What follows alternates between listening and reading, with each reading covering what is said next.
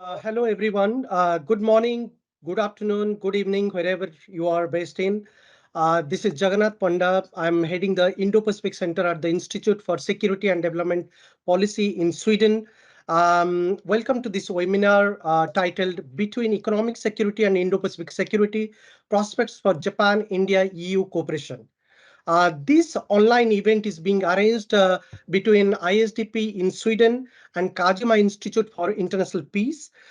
This is a year-long study project both the institute are engaged in, and this webinar is a part of this study project.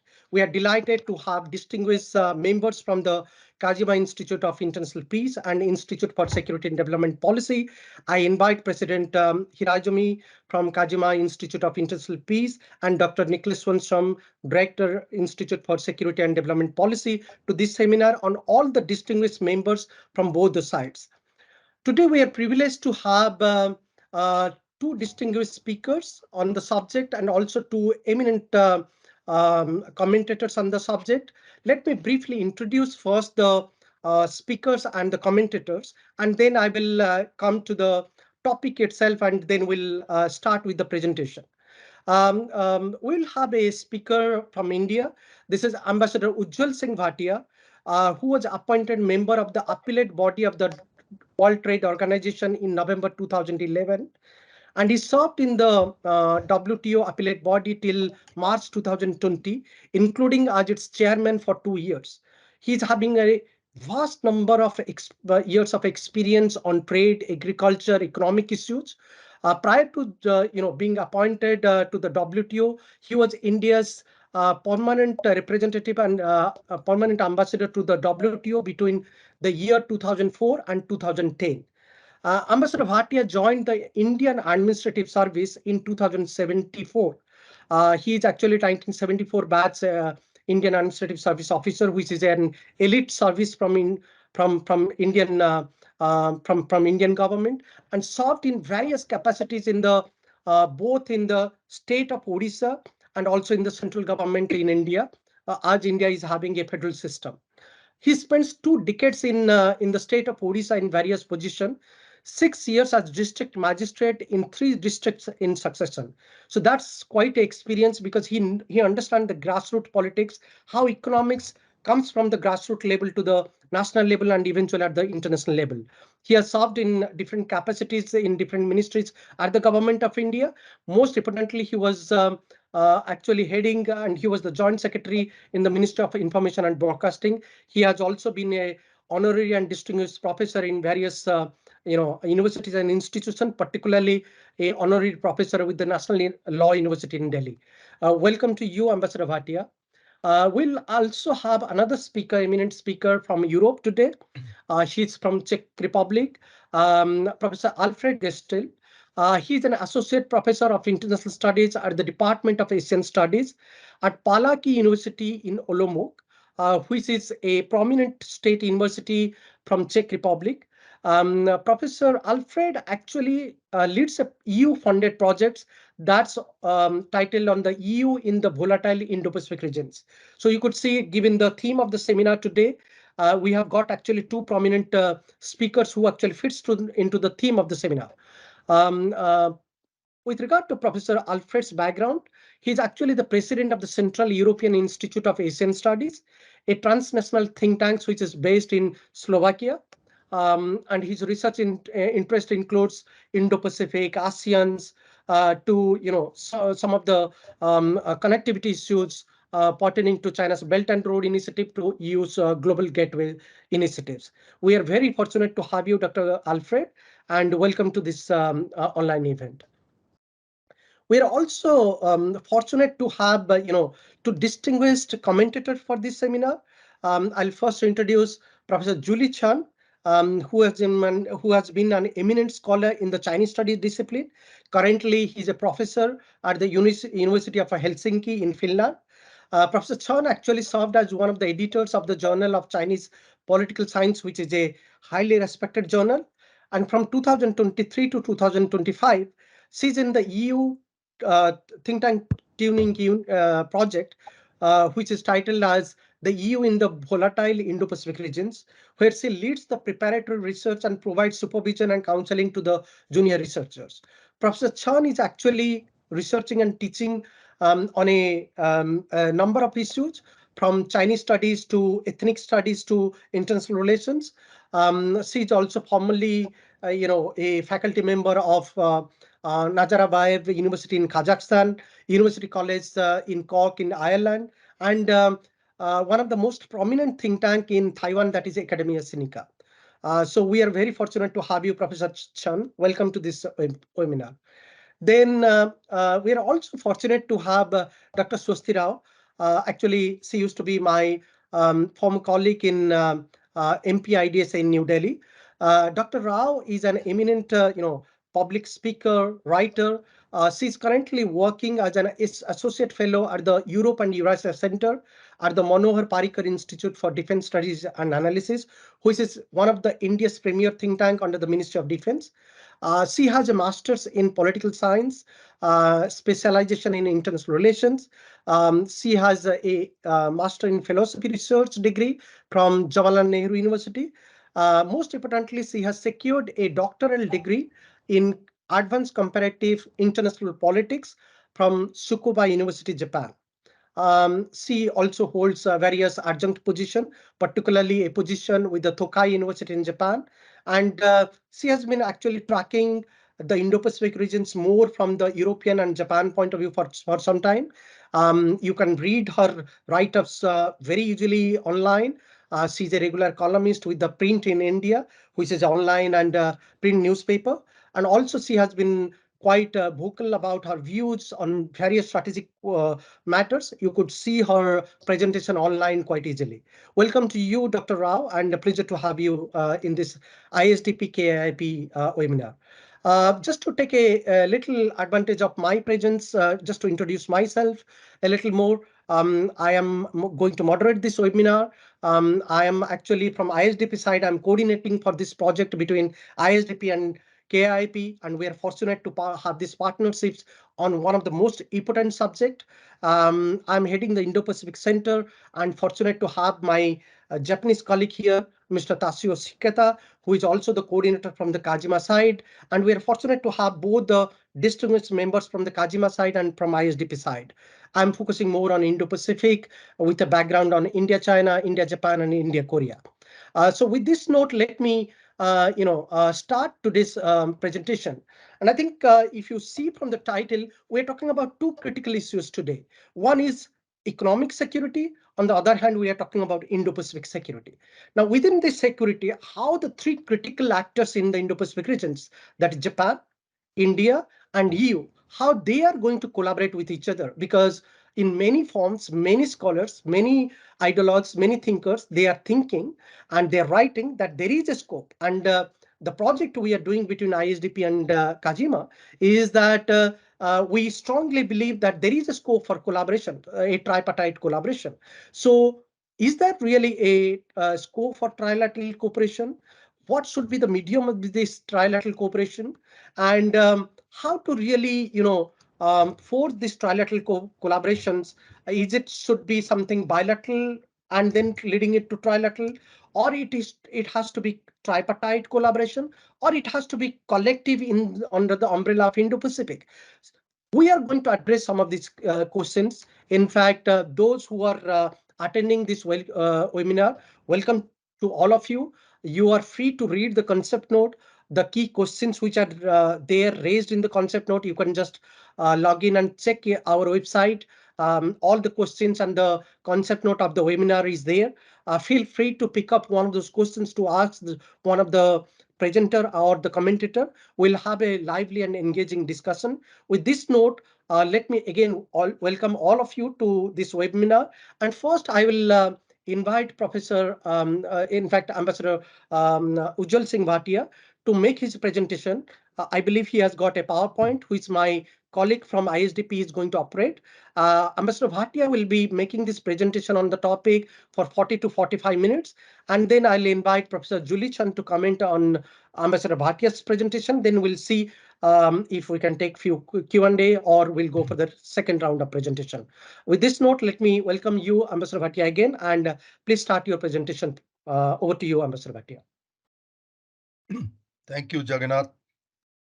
It's a pleasure and honor for me to be making this presentation before such a distinguished audience on an issue which is of great interest to me, the issue of economic security, not only in the Indo-Pacific, but also globally. Now, I have yes, next slide, please, Philip. I have a presentation for you, and this is the structure of that presentation. Let me preface my presentation by saying that the analysis that I present and the proposals that I present for cooperation between Japan, Europe, and India are obviously my personal suggestions. I'm quite aware that if you had another person presenting this on this issue, she might come up with very different ideas and different proposals. So with that, let me move on to the issue of structure. Now, it is important to understand the issue of Indo-Pacific security from a broader global context. It is my view that you cannot resolve the issue of economic security in the Indo-Pacific without first addressing the global issues which have a bearing on this. Secondly, I will be talking about the challenges which I consider important for economic security in the Indo-Pacific, and how a cooperation agreement between Japan, Europe, and India can help in resolving these challenges.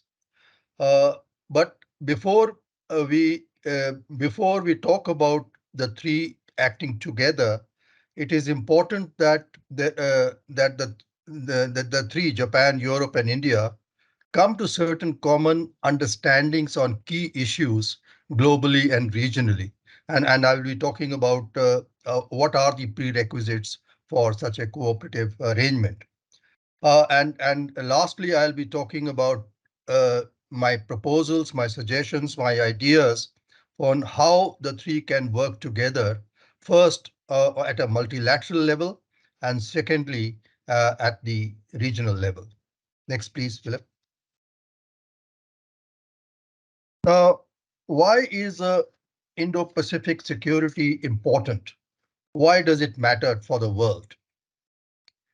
Can we see the slide, please?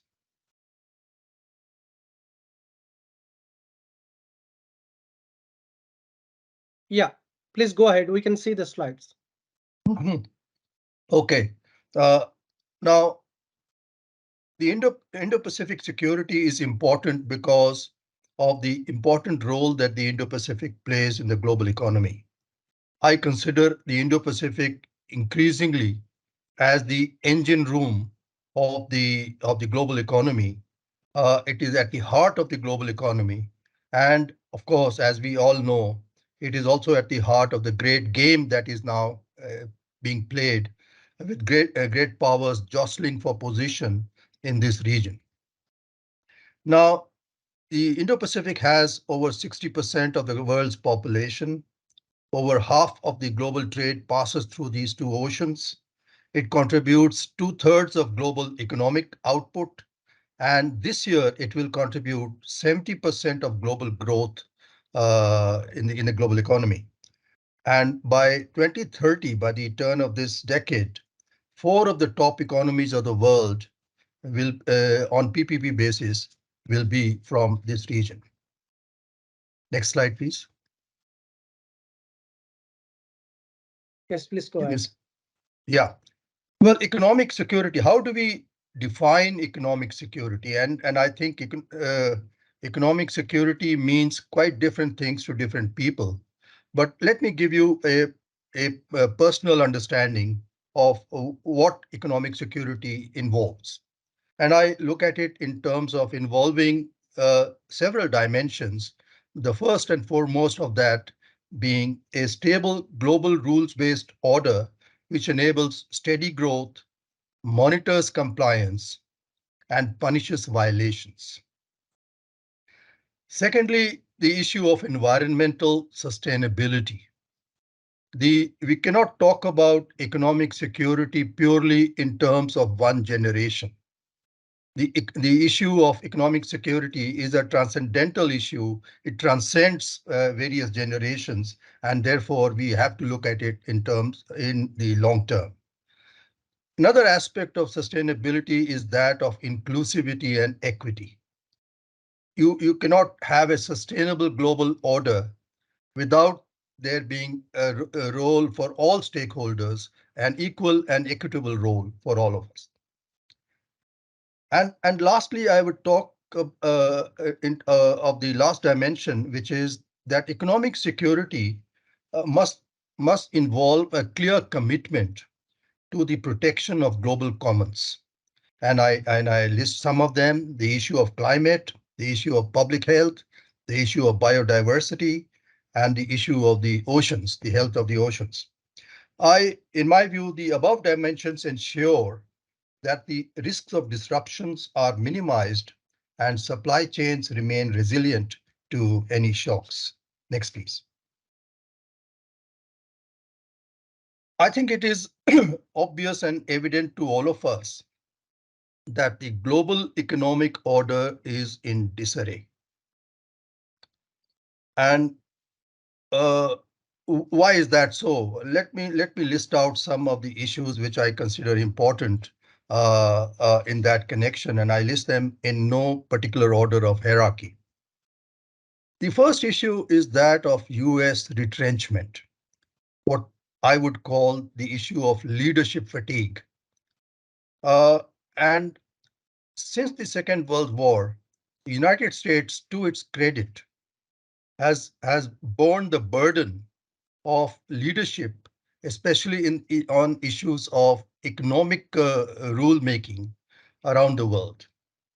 But presently, we see certain signs that of greater preoccupations of the United States with domestic issues, and this raises questions about the commitment of the United States to the Indo-Pacific region, notwithstanding the US involvement in the Quad, notwithstanding the proposals under the Indo-Pacific Economic Framework.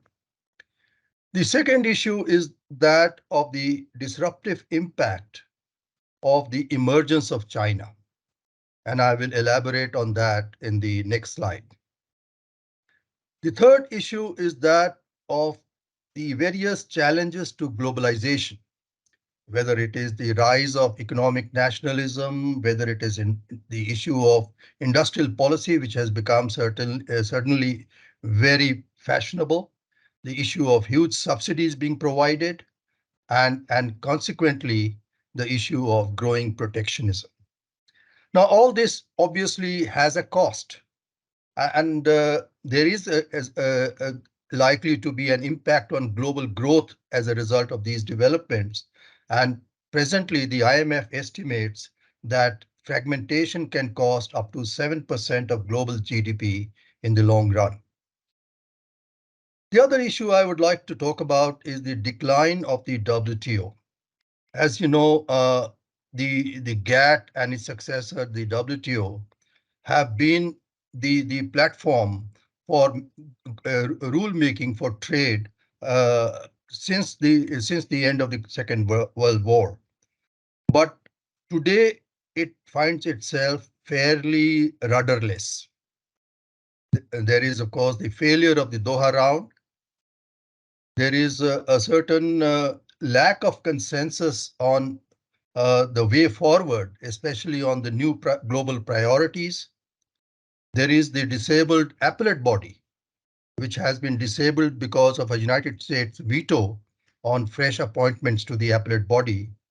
So all these things together are a matter of concern for global rulemaking.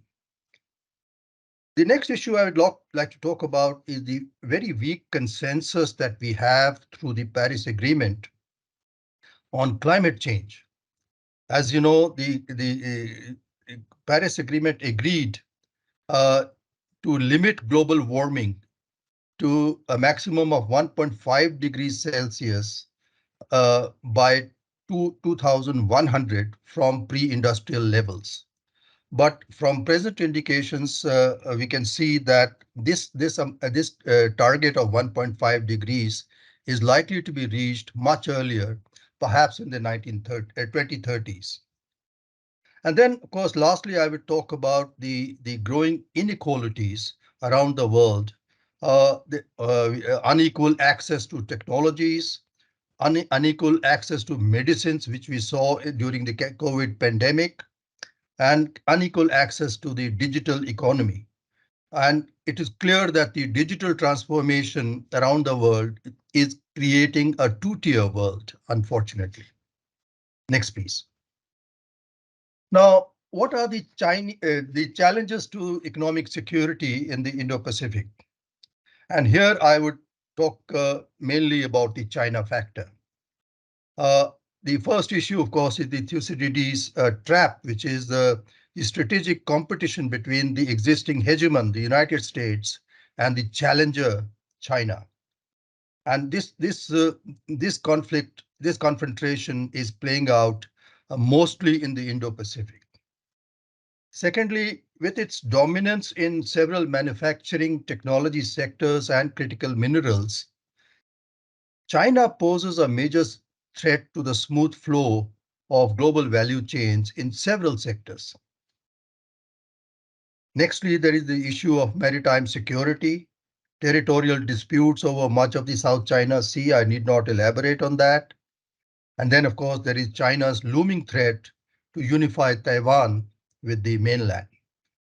And added to that is the issue of energy dependence of the Indo-Pacific region on the Middle East, and the present turmoil in the Middle East creates fresh uncertainty about this particular issue. Next, please. Now, where do we go from here? Do we need to take a fresh look at the issue of economic security? And it is important that we look at it in terms of how Japan, Europe, and India can provide that leadership. And I think the first issue is conceptually, the Indo-Pacific needs to move away from the binary of US-China confrontation. Global interdependence requires a recharged multilateral process of rulemaking, a new leadership based on shared values. And this, I think, is the key role that Japan, Europe, and India can play. And at the same time, it is important to learn lessons from the recent past. For instance, reducing overdependence on one or two sources, building resilience, correcting market failures. And this is something which requires new rules.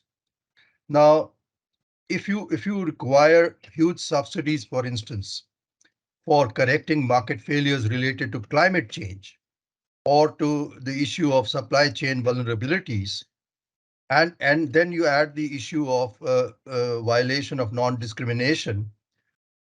Now, you cannot square the circle without being protectionist and under the existing rules.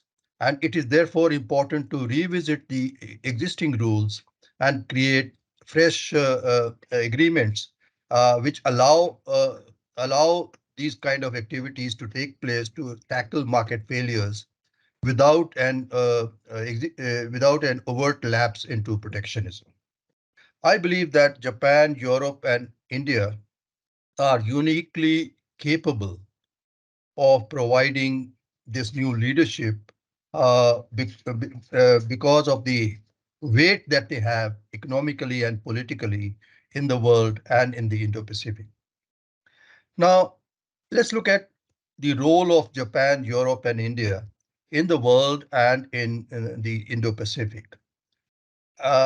And why do we, for instance, say that Japan, Europe, and India acting together can fill in the leadership gap that we are witnessing around the world? Let's look at these numbers. Together, the three contribute around 1/4 to global GDP, 1/4 to global population, and more than 43% to global trade in goods and services. Now, the next slide, please. The role of Japan and India being geographically within the Indo-Pacific region is very clear in terms of what they need to be doing. But what does Europe bring to the table? Why is Europe important to Indo-Pacific security? And this is something which I would address in this particular slide. Europe has an important role in global security and a vital stake in the Indo-Pacific. And because of the deep linkages created between the economies of Europe and in the Indo-Pacific, it is important that these value chains are protected, and these linkages therefore provide a very deep connection between the prosperity, the well-being of Europe, and the prosperity and well-being of the Indo-Pacific. Nextly, Europe is a key participant in global rulemaking and a key proponent of multilateralism. It is also a place where a lot of technological developments have been taking place. And as a rule maker, as a standard setter, Europe is very important because it is setting standards in several sectors of economic activity. And lastly, Europe's energy deficit and the continuing turmoil in Ukraine are likely to increase its reliance on this region. Now, next, please. Before we talk about cooperation between Japan, Europe, and India, I think we need to have certain common understandings between them on a number of issues at a very broad level. And let me also preface this by saying that it is not easy to achieve these common understandings because of different perceptions among the three partners. Firstly, I would say at the broad conceptual level, market failures like climate change are a global concern and need, therefore, by definition, to be addressed globally, not unilaterally. Unilateral measures are likely to increase trade tensions around the world, and I think there will be few winners from this conflict. Secondly, and this is something which I have already spoken about, it is important to address market failures through subsidies and industrial policy. But at the same time, we cannot allow them to distort the global trading system, the rules-based global trading system. It is important that we make new rules to address the new paradigm of vulnerability and dependence. Next, I think it is also important in the area of public health to understand that preparedness for future epidemics requires globally agreed approaches on uninterrupted flow of diagnostics, medicines, vaccines, as well as on export controls and IPR related issues. Now, these are, each of them are very complex issues, but it is important that we have broad understanding among the three. And lastly, the issue of supply chain resilience, which is the flavor of the month around the world nowadays, requires a multilateral process for rule making and enforcement. There is a very thin line between resilience, between creating resilience and lapsing into protectionism, and this requires a certain multilateral understandings. Next, please. Now, let's look at some areas for possible joint initiatives between the three at the multilateral level. And first, I would talk about the issue of trade. I think the first responsibility has to be to work together on WTO reform now, which is of course much easier said than done because WTO reform means different things to different people. But at the very basic level, what we need is a new work program for new global priorities like sustainability, rules for addressing market failure, which I have referred to, the issue of food security, the issue of public health, and the issue of digital governance.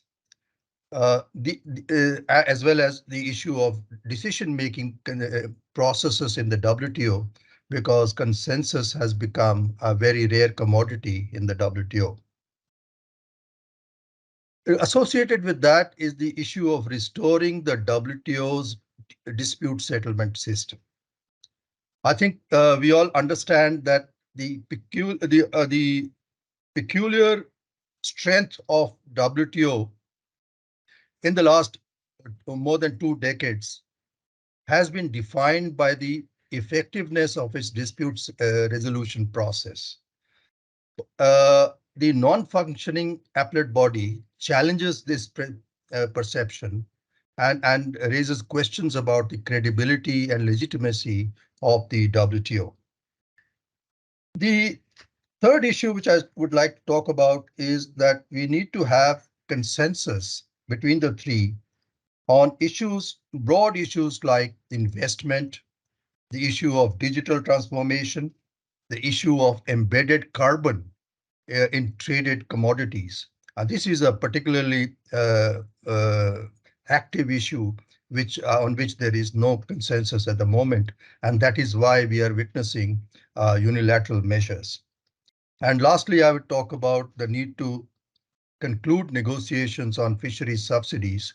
In the last ministerial meeting, there was a good progress in having a preliminary agreement on the issue of fisheries subsidies, but we need to close this chapter by agreeing to it hopefully by the ministerial meeting early next year. Now let's move, next slide please. Let's move to another multilateral issue which I consider very, very important, and that is the issue of public health. Now, I think we all understand that COVID was not the first global pandemic, and COVID will not be the last global pandemic. There will be more. And therefore, we need to have common understandings around the world on effective response mechanisms and preparedness.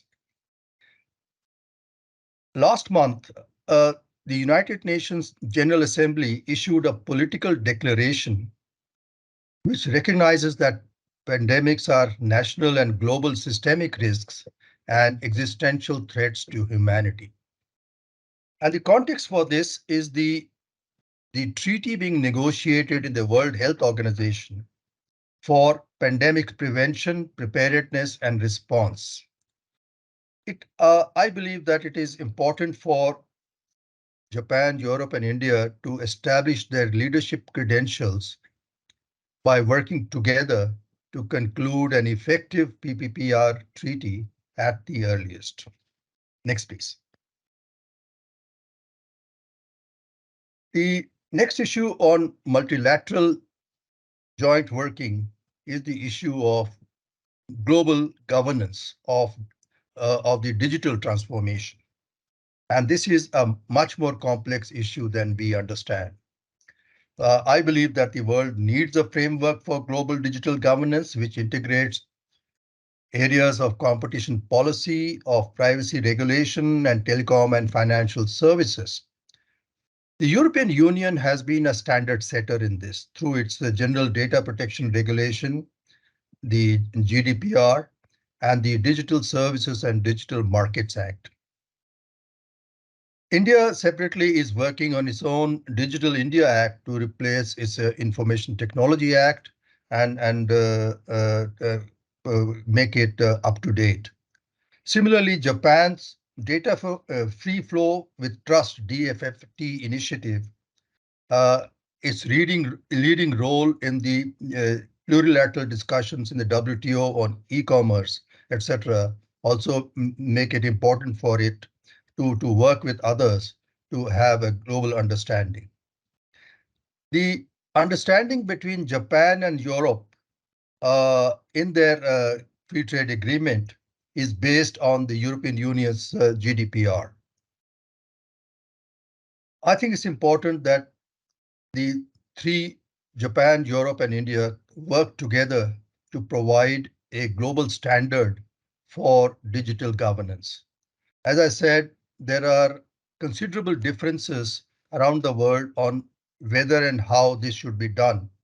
On Wednesday, for instance, the United States withdrew its proposal on digital trade in the plurilateral discussion going on in the WTO in order to retain the policy space to regulate big tech companies. This is a huge setback for these discussions in the WTO because, as you know, the big tech companies around the world are largely American. And now with the United States sort of moving away from its own proposal, I don't know how any agreement can be meaningfully achieved. As far as India is concerned also, it has opposed such plurilateral efforts and is slightly wary of global rules on this issue. Let's move on to next slide, please. Next, move on to the issue of regional initiatives. What possible regional initiatives can the three take to enhance their cooperation and enhance economic security?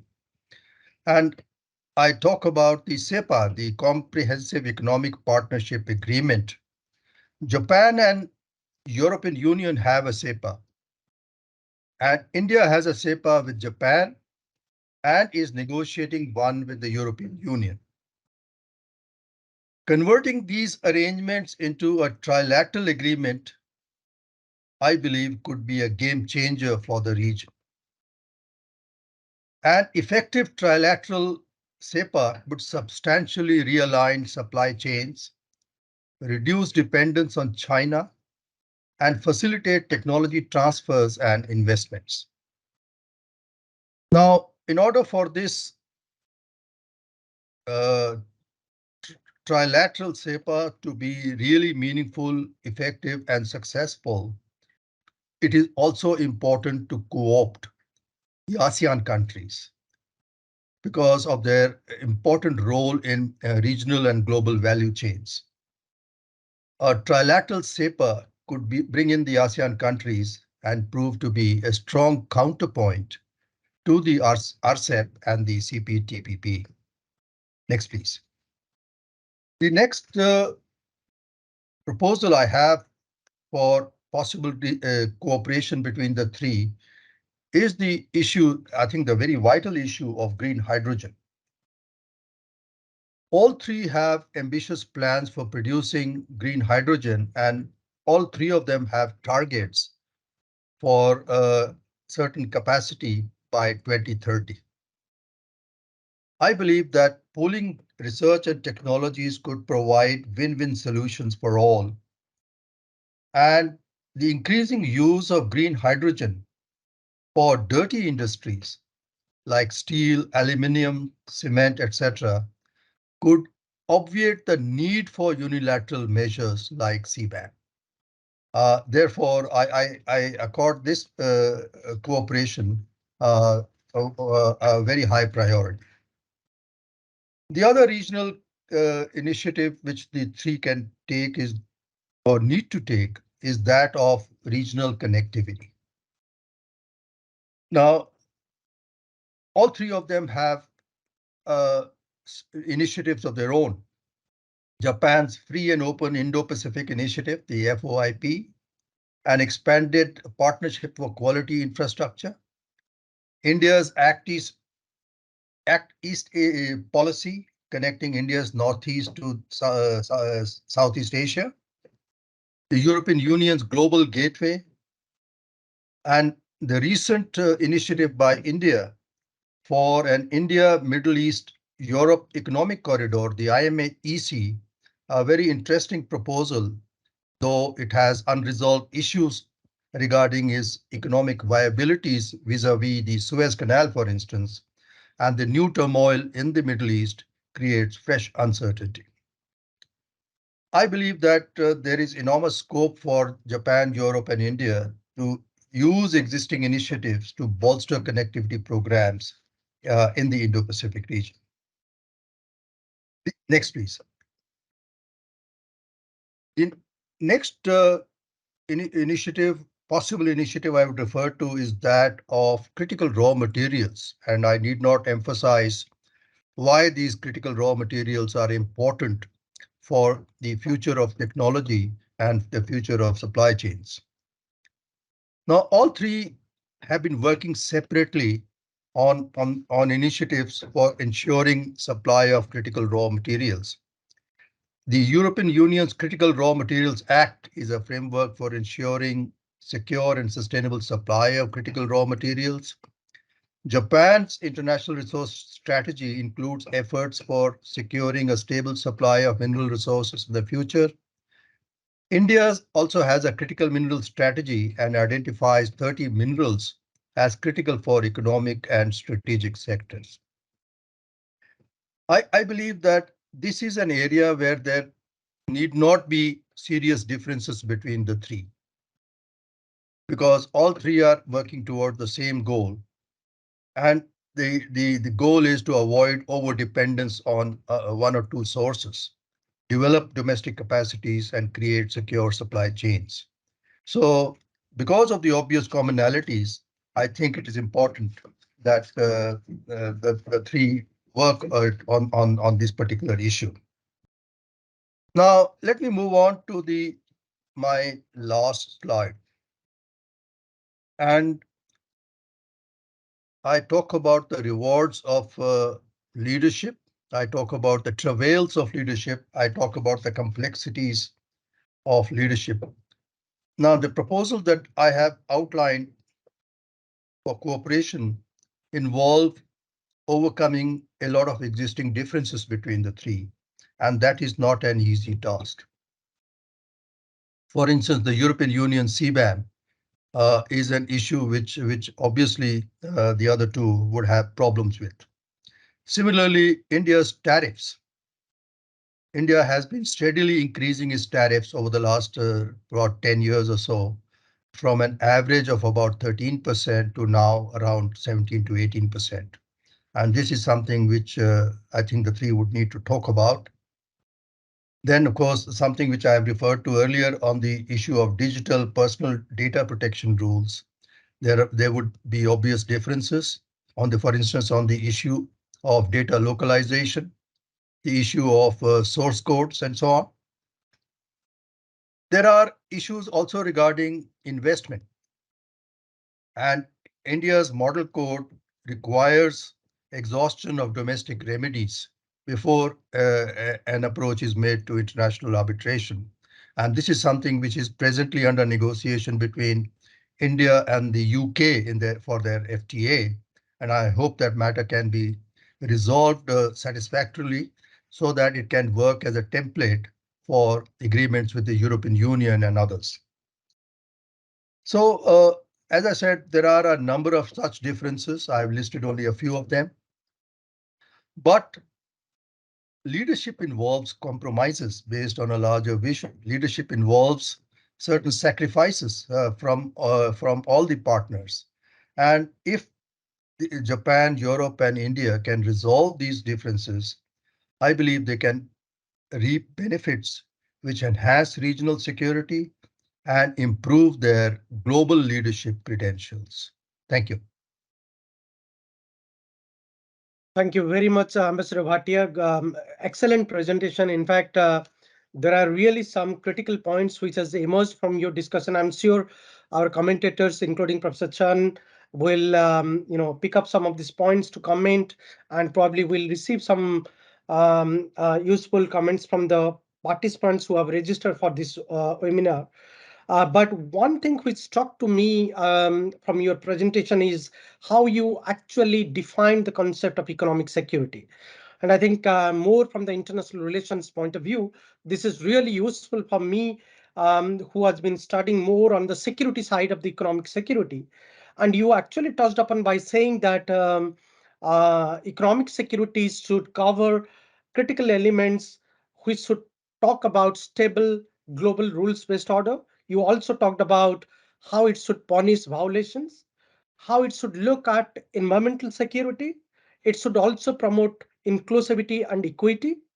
And also, most importantly, it should have a commitment to global commons, be it public health, ocean, or biodiversity. And I think that is one of the critical elements that we should be talking about when we are talking about, India, EU, Japan, trilateral cooperation between economic security and Indo-Pacific security, taking into account that India, Japan, and EU today are having a much more committed Indo-Pacific strategy or Indo-Pacific outlook.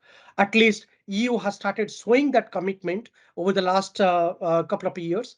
India has been a fulcrum of Indo-Pacific, and Japan, we know, a flag bearer of Indo-Pacific concept. With this note, let me invite Professor Chan to comment on Ambassador Bhatia's presentation. But before I invite you, Professor Chan, I will invite all of our audiences who have registered for this webinar. Those who wants to ask the questions, please ask your questions in the Q&A box.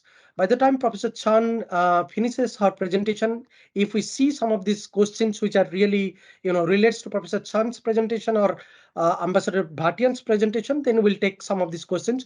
Otherwise, we can take up later on. And also, what I would also request Dr. Swasti Rao, if you have really some prompts, objective questions following Ambassador Bhatia's presentation, you may ask after Professor Chan's comments, maybe very briefly, maybe in a couple of minutes, and then we'll go for the next round of presentation from Dr. Gerstl. Over to you, Professor Chan. Thank you, Jagannath. So regarding Ambassador Bhatia's presentations, I think he gave us a very comprehensive overview of the opportunities and challenges facing the three entities, and also with very concrete examples. And I think it's quite widespread, from multilateral opportunities to regional opportunities, ranging from trade, public health, digital governance, to issues of connectivity. And I'm thinking that in a way, I think my commentary is not to contradict with what Ambassador Bhatia has rightly presented, but maybe to enrich it and to see where perhaps we can strengthen the discussions. And so I think I have one big comment, one small comment, and then one question for Ambassador Bhatia. So let me start with my big comments. I think Ambassador's presentation focus a lot on maybe what we say the non-traditional kind of security issues, and which is really important. I cannot deny it at all, the trade aspect, and he's an expert on it. But I think if we are thinking about economic security, and he did mention that in one of the slides. In a way, I think what is a central component of the so-called Indo-Pacific strategy is still what is very important is still this maritime security. And it's not just this kind of traditional side of it. Of course, there's a traditional side, but in fact, maritime security also covers economic security, which is at the heart of our today's discussions, because of the importance of international maritime trade routes and shipping routes. So my first big comment is kind of centering on that, and perhaps also shed light more on the European perspective, because after all, in fact, I'm an EU citizen as well, and I'm based in EU. And I think even in the EU's documents, there is also acknowledgement of the importance of the meaningful European naval presence in the Indo-Pacific. Yeah, and this is something maybe a lot of people in the beginning, they don't think EU can play any role in that aspect, but EU does already acknowledge that we want to have a naval presence. And in fact, there has been concrete examples, and where also the three parties that we are talking about have somehow managed to cooperate. Yeah, and so of course, in the northwestern Indian Ocean, I think this is the part where that really play a very important for the EU member states. There has been voluntary contributions from EU member states, Italy, Germany. I think they play big roles there, and also based on the idea that sea lines of communication is very vital to energy and economic security. And in the area of a Strait of Hormuz, I don't have a PowerPoint slide here, but geographically, if you can kind of bring yourself to that area, the West and North Indian Ocean, the Strait of Hormuz, the Gulf of Oman, we see a lot of countries are involved. Even United States, the Europeans, the Japanese, and the South Koreans and the Indians are involved. Maybe one example, a concrete example here, I should mention what is already there. The Strait of Hormuz and the Gulf of Oman are already witnessing the dynamics of cooperations with the EU-led maritime awareness mission in the Strait of Hormuz. And also there's a Japanese and South Korean naval presence in the surrounding area. This is very important to emphasize. And in the past, I think, traditionally, these areas of cooperation, at least from the EU side, there was this concern of piracy.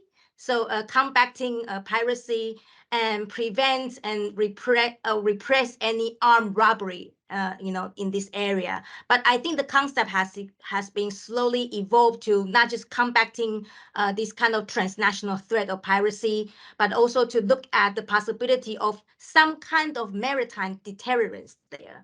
And that it means in the EU way is actually to send this kind of so-called maritime awareness mission. Yeah, and in cooperation with various EU actors as well as non-EU factors, and emphasizing the importance of upholding international law in this kind of disputed area.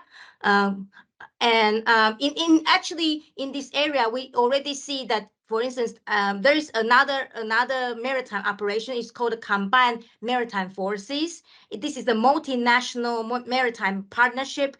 India is part of it. Japan is part of it. Various EU members are in it. So you can already see this. Somehow they already have this possibility to meet on the sea, to have joint exercise. If I'm right, actually yesterday there was something very important. Was the EU and the Indians have also this first joint naval exercises. So this is something very important to emphasize and to stress that the cooperation would, I think it should continue. Yeah, and also to show that EU's commitment to this naval engagement. However, I think we all understand that perhaps for the EU, it's not very realistic to say that it can easily expand itself beyond this northwestern Indian Ocean to, for instance, South China Sea.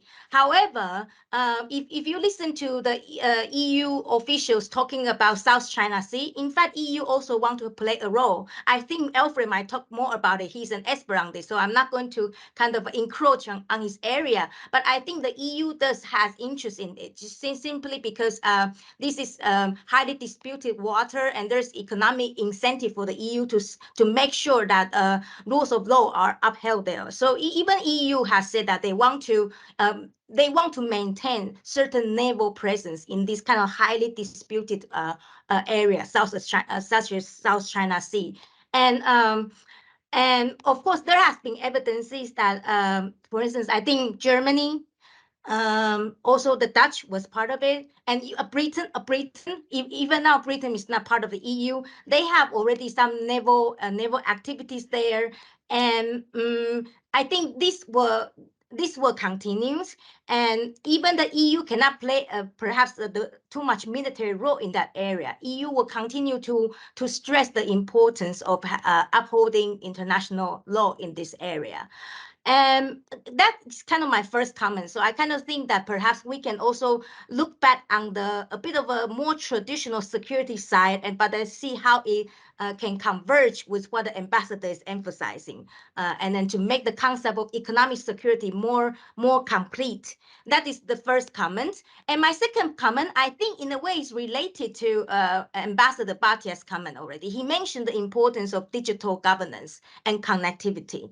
Yeah, and to maybe stretch it a little bit more, I think in this area, there is also great potential for the EU, Japan, and India to work together to safeguard cybersecurity. So we kind of, again, expand a bit of the security concept to not just this traditional security, but also the cyber area.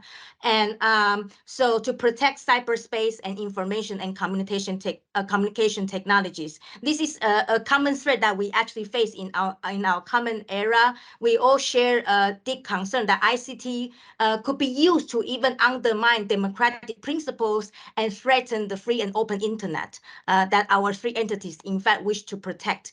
Yeah, and so I would like to stress perhaps we can have a bit of discussion to say that the security order could be broadened to encompass a cyber security order and defense and strengthen a liberal order through cooperation, through joint investment, technology exchange, and capacity building. I think this has been in Professor Bhatia's statements, but I just want to enlighten a bit more on this.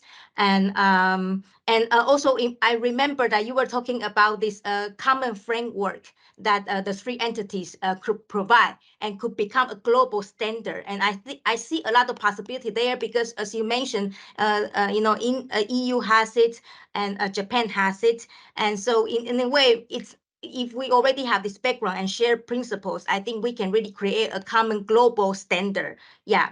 And also very important to emphasize, because I think you're also talking about the United States, a different approach, and which is, I think the US approach is indeed different from the European approach, and definitely different from the Chinese approach. The US approach, basically, they support the big US tech giants, yeah, and the government is supporting it. And while I think the European approach, we emphasize a lot on the human-centered approach to the ICT and artificial intelligence. And this European model, and I believe the Japanese share the same idea, and maybe I don't know too much about the Indians, but you can maybe help me understand it. I think that we probably have the same idea that we want to highlight the importance of a human-centered approach, and that is to protect data privacy, personal sovereignty, and we own our own data. And so in this area, I think there's great potential. So that is kind of my second comment. My second comment is more about the cybersecurity one. And my last question. So the last question is perhaps of a bit of ignorance to India's current conditions, because I have understood from this Western media sharing this concern that the India's current government have perhaps a different way of looking at the concept or the value of democracy and liberal order.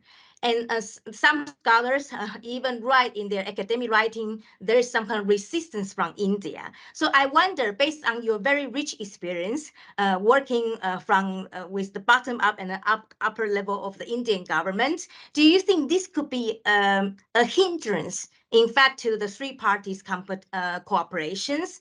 And how can we overcome this? Or has the Western media or the scholars misunderstood India in this regard? Look forward to further discussion. Thank you. Thank you very much, Julie. Those are interesting comments. I'm sure Ambassador Bhatia would like to reply and comments to your comments and questions. But before that, do you have any specific comments, Dr. Swasti, for Ambassador Bhatia, so that I can invite him to comments?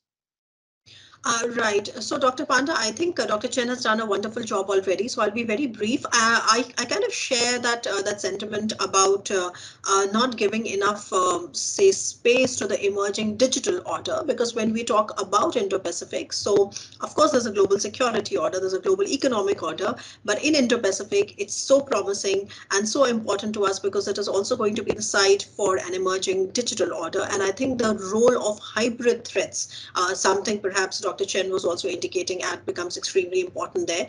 And when perhaps I'll be talking at more length about my comments for the Indo-Pacific, I'll perhaps mention a few statements there. But otherwise, I think it was a wonderful, not just the set of remarks, but also the set of response that we got from Dr. Chen. So looking forward now to Alfred's presentation. Thank you. Thank you very much, Swasti. Ambassador Bhatia, would you quickly reply to some of these comments if you have anything? And there is a questions from the audience. He asks, Saurav asks that what can be the geopolitical complexities in this Japan-India-EU partnership for its successful implementation? If there is any, like he probably wants to know that if these three countries are really partnering, then behind this partnership success, what could be the eventual outcome? Is it going to have any new geopolitical implications? What would be the complexities? What would be the implications? How the three countries are going to navigate through it? If you could throw some lights on these questions. Over to you, Mr. Bhatia. Thank you, Julie and Swasti, for your comments. I have absolutely no differences with you on the issue that you raised. The first one you spoke about, that my focus was more on non-traditional areas rather than on geopolitical stability or strategic stability. Now, I think we all understand that the issue of economic security is built on the platform of geopolitical security. But I leave it for people wiser than me to speak about the platform.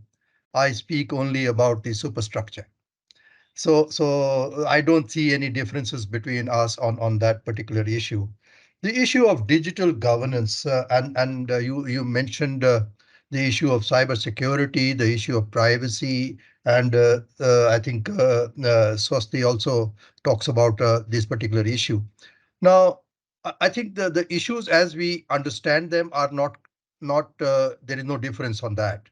But there are certain political differences between the approach of India on the one hand and the approach of the European Union and perhaps also Japan.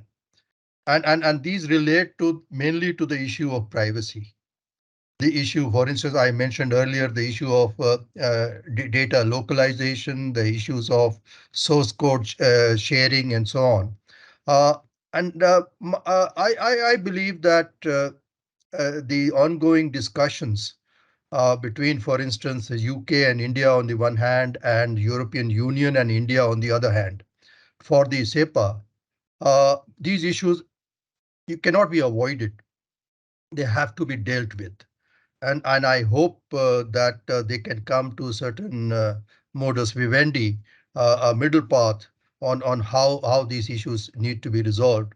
But because I'm firmly convinced that the EU's GDPR is a standard which has been established worldwide, and I think we need to work around it to address local sensitivities, for instance, sensitivities in India. I don't think this is a circle which cannot be squared. I think it can be done, and perhaps the motive of enhancing trade through a CEPA will be the right approach to discuss these and resolve these differences.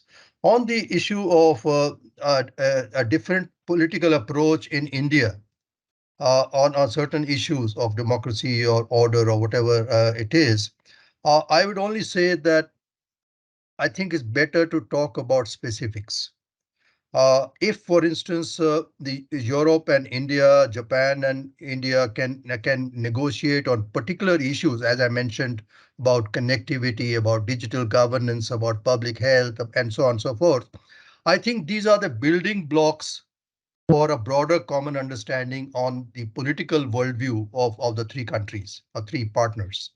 And I think that is the way to go brick by brick, rather than talk about the larger canvas of political differences. On the issue of geopolitical complexities, frankly, I do not consider myself equipped to address this particular issue. I hope you will excuse me for that. Thank you very much. We'll take some of these questions maybe to Dr. Alfred, who will be speaking after this, but there are a couple of more questions. And let me read these questions first, and then I'll request Ambassador Bhatia to address some of these questions if he can. Otherwise, we will go for the next presentation. There is a question from Saptaswa, who asks, with the US getting busy in the West Asia and in Ukraine, what can be the future prospects for Japan, EU, and India to counter Chinese belligerency and seize dirty game in the Indo-Pacific, especially in Taiwan issue. So I'll pose these questions to you, Ambassador Bhatia, and also to Professor Chan, who is having a strong Taiwan background to my knowledge. So maybe Professor Chan, you would also like to pitch in as a commentator to comment on some of these questions. There is one more question which is also there in the chat box, which is from Lars Lucas, who asks, in relation to the US leadership fatigue, to what extent and in which time frame is the forming leadership of EU, India, Japan achievable globally? EU, India, Japan have important but rather soft agendas in Indo-Pacific. And history shows that the great powers have lever for leadership in international community, such as US or even Russia and China in authoritarian countries.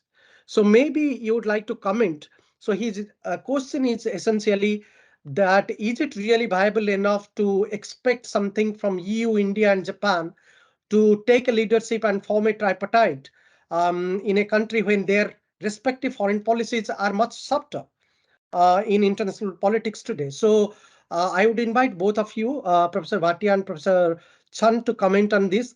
And also, if Professor Alfred, if you have any questions for Ambassador Bhatia or for Professor Chan, maybe you would like to ask any questions or if you have any comments. Over to you, Ambassador Bhatia. Well, on the issue of US leadership fatigue and the readiness of the three to try to fill in that gap, I think I have spoken enough. And on the issue of how the three can work together to ensure to provide a more balance in that region through maritime security and so on and so forth. I think Julie has been quite elaborate on this particular issue of how the three working together through the navies can add the element of maritime security and establish their leadership credentials working together in that region. So that is something which I think Julie perhaps is much more qualified to address.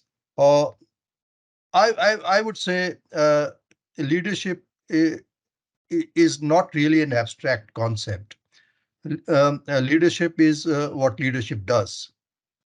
And I think instead of making big political pronouncements and declarations about how we intend to do this or do that, if the three started working together on these some of the initiatives which I have outlined, and perhaps there could be more, I think the message goes through that you are serious about taking a leadership position in this region and in the world. So I don't think it depends on your political intentions as much as on actually how you craft together agreements on particular issues of global and regional importance, which is what conveys the message. Thanks. I completely agree with you, Ambassador Bhatia. In fact, I think what India, Japan, and EU are doing, they are supposed to do. It's already reflected in their foreign policy convergence today. I think a few years back, probably we could not think about connectivity collaborations, a project announcement like India, Middle East, EU trilateral connectivity economic corridor.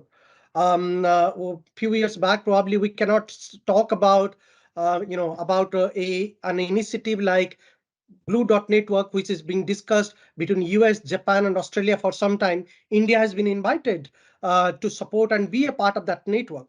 So all of these things suggest that there are issues like connectivity, there are issues like sustainable development, governance issues. The three sides are actually looking at it much more seriously and deliberately in a post-pandemic and in a new geopolitical order. So I would agree with you that leadership is more about the specific issues, and it is about the national interest where the three countries can really converge their interests. So yeah, maybe Professor Chan, you have something to add to both the questions or something? Yeah, I wonder if I can focus on the question of Taiwan issues. And I maybe have something a bit more innovative. I don't know if anybody has shared this. You know, in a way, the US fatigue in East Asia, if you frame it that way, I think it's a great opportunity for Japan, EU, and India to send out a collective message. And because I think the US sometimes being seen as a troublemaker in the East Asia by certain player. So in a way, of course, Japan is a strong US ally, but I think Japan, EU, and India can collectively send out a message that we really want to facilitate a peace talk and set up a new framework for Taiwan and China to negotiate. I think to really de-escalate the current tension between China and Taiwan, the continued military build up from both sides, it's not the best way to go. In a way, the both sides need to sit down and have a platform to negotiate. And that also means both sides have to make compromises. A very concrete example here, I think the Chinese side had to understand the so-called one country, two system has no value, no currency anymore. Nobody in Taiwan wants to buy that kind of argument when they see what is happening in Hong Kong. However, the Chinese could propose a different way of share power. And of course, the Taiwanese has to be willing to accept that. You know, if we don't continue, if we don't do the negotiation, we are going to face an imminent military conflicts in a few years' time, I think. And the Taiwan side as well, I think it goes without saying. I think the more and more Taiwanese want to have their own identity, and the pro-Taiwan identity parties, I think they have a much better chance to win the next election than any party that want to just sell Taiwan's identity to the other side. So, but the Taiwan side, you know, in order to maintain peace, if peace is what we want to achieve, not war, the Taiwan side, even though the parties want to advocate Taiwan identity, they have to be willing to say, we are willing to sit down, and such as the DPP party has to say, perhaps we will revise our party constitutions not to declare outright independence. And then, you know, I think by showing the willingness not to declare outright independence will give the Chinese side feel like, okay, then perhaps we can negotiate. Yeah, this is just my provocative stance. Thank you. No, I think this is what we were requiring from you. Thank you very much for your free and frank, perspective on this. Before I invite Professor Alfred and Dr. Swasti again to comment, or if they have anything to ask to Ambassador Bhatia and Professor Chan, maybe I would invite our distinguished members from Kajima and from ISDP side. If anybody has questions, please raise your hand quickly so that we can ask Ambassador Bhatia and Professor Chan any questions. And is there any questions? Maybe Sikyama-san or Shinoda-sensei or Sikata-san? Please raise your question hand and come to the video if you could ask the question right. Yeah. Sikata-san, over to you. Okay, thank you very much, Ambassador Bhatia. I think it's a fantastic idea to have Japan, India, EU, CEPA. May I understand the CEPA will coexist with Japan, India, Australia, SCLI, and it also coexists with RCEP and CPTPP. So do you have in mind that all those different trade agreements coexist with each other without particular conflicts of interest, or they may eventually converge to a certain extent to a much larger free trade agreement? Another thing is India is suffering big red figures with China. So with trilateral CEPA, do you think India can get rid of such a red figures out of this new free trade agreement? Thank you. Yes, thank you, Sikata-san. In fact, I was having a question with regard to CEPA. I will add to your question also to ask Ambassador Bhatia that he mentioned during his presentation that about the CEPA between India, Japan, India, EU, and there is a scope of convergence. My question is here that how to have this convergence when there are so many areas where all the three respective countries are disagreeing with each other. In fact, we have seen between Japan and EU, even though they are having a SEPA agreement for some time, but to convert it into a free trade agreement, there has been a lot of discussion and disagreement on all accounts. So my question to you is that how to bridge these divergences that are there in between the two sides when it comes to SEPA, and how to convert it into the tripartite kind of either SEPA or free trade agreement. Do you have anything in specific to suggest how the three sides should think about it? Over to you, Ambassador Bhatia. Well, the SEPA between India and Japan and Europe, and the SEPA under negotiation between Europe and India. Now, these three instruments would have a lot of commonalities. I would say something like 80% would be common. The remaining differences, maybe 20%, is what you need to negotiate. So if you agree in principle that whatever is common between the three instruments, we put it into the new SEPA, and then start negotiating on the remaining 20%, which is the differences between these three SEPAs. Perhaps you are well on your way to devising a new instrument, and I think it is eminently possible, given the political will, the larger worldview of leadership that the three have, that this is the platform on which we will begin our leadership initiatives. On the issue of convergence, which Shikata-san has raised, and he asked whether they can coexist or whether they need to converge or will converge. I think the emphasis is in terms of the geography of this proposed SEPA would be slightly different because it would involve Europe. And therefore, the supply chains that we are talking about would not be entirely the same as the supply chains between Europe and Japan, Europe and India, and so on. So I don't see any reason why there should not be a coexistence. But at the same time, if it's a function of how effective that SEPA is. If it is a deep SEPA with a lot of trade outcomes, there would be many others like Australia, New Zealand, the Southeast Asian countries, and so on, willing to be co-opted into that SEPA. But I know conceptually the trade purists will scoff at this, because people talk about the spaghetti bowl of FTAs, that the whole global trade is becoming very complex because of crisscrossing FTAs and so on. But I think the problem here is the geopolitics of it. Whether we like it or not, we are increasingly living in a world which is geopolitically being redefined. And I think the political message that such a SEPA will send uh, uh, will be a very different message. And there is no reason why RCEP and CPTPP cannot coexist with this also. Shikata-san, I'm sorry, I did not quite understand your last question about India and China. It's about the red figures. India is suffering the big red figures in trade with China. So out of a new trilateral SEPA or any other FTAs, do you think India can get rid of such red figures?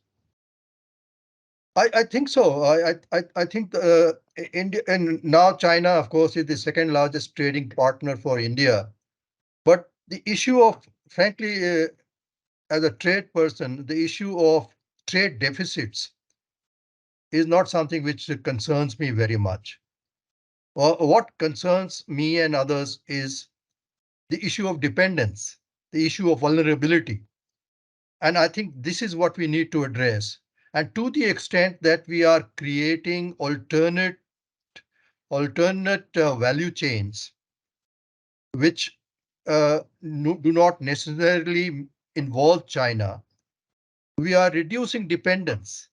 And I think that should be objective, because there are certain issues on which China is the most cost-effective producer. And I think it is naive from a trade point of view, though very effective from a political point of view, to talk about trade deficits. This is what Mr. Trump used to talk about, and I frankly think that's a meaningless concept. What is meaningful is the issue of reducing dependence. And India's initiatives like the Atmanirbharta initiative, the production-linked incentive schemes on which it is spending something like 10% of GDP, are designed to create, to reduce dependence and to create local capacities.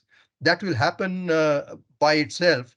And I think a trilateral CEPA between Japan, Europe, and India will contribute very much to this objective for all the three partners. Thank you very much. Thank you very much. I could see Shinoda Sensei's hand. So Shinoda Sensei, would you please go come in video and ask the questions? Yeah. Yeah.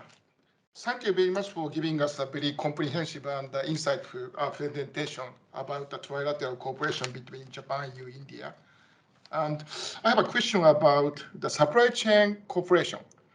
You talked about the cooperation in the area of CEPA, but is there any room for cooperation in the area of the supply chain resilience? For example, there's a supply chain agreement and Indo-Pacific economic framework.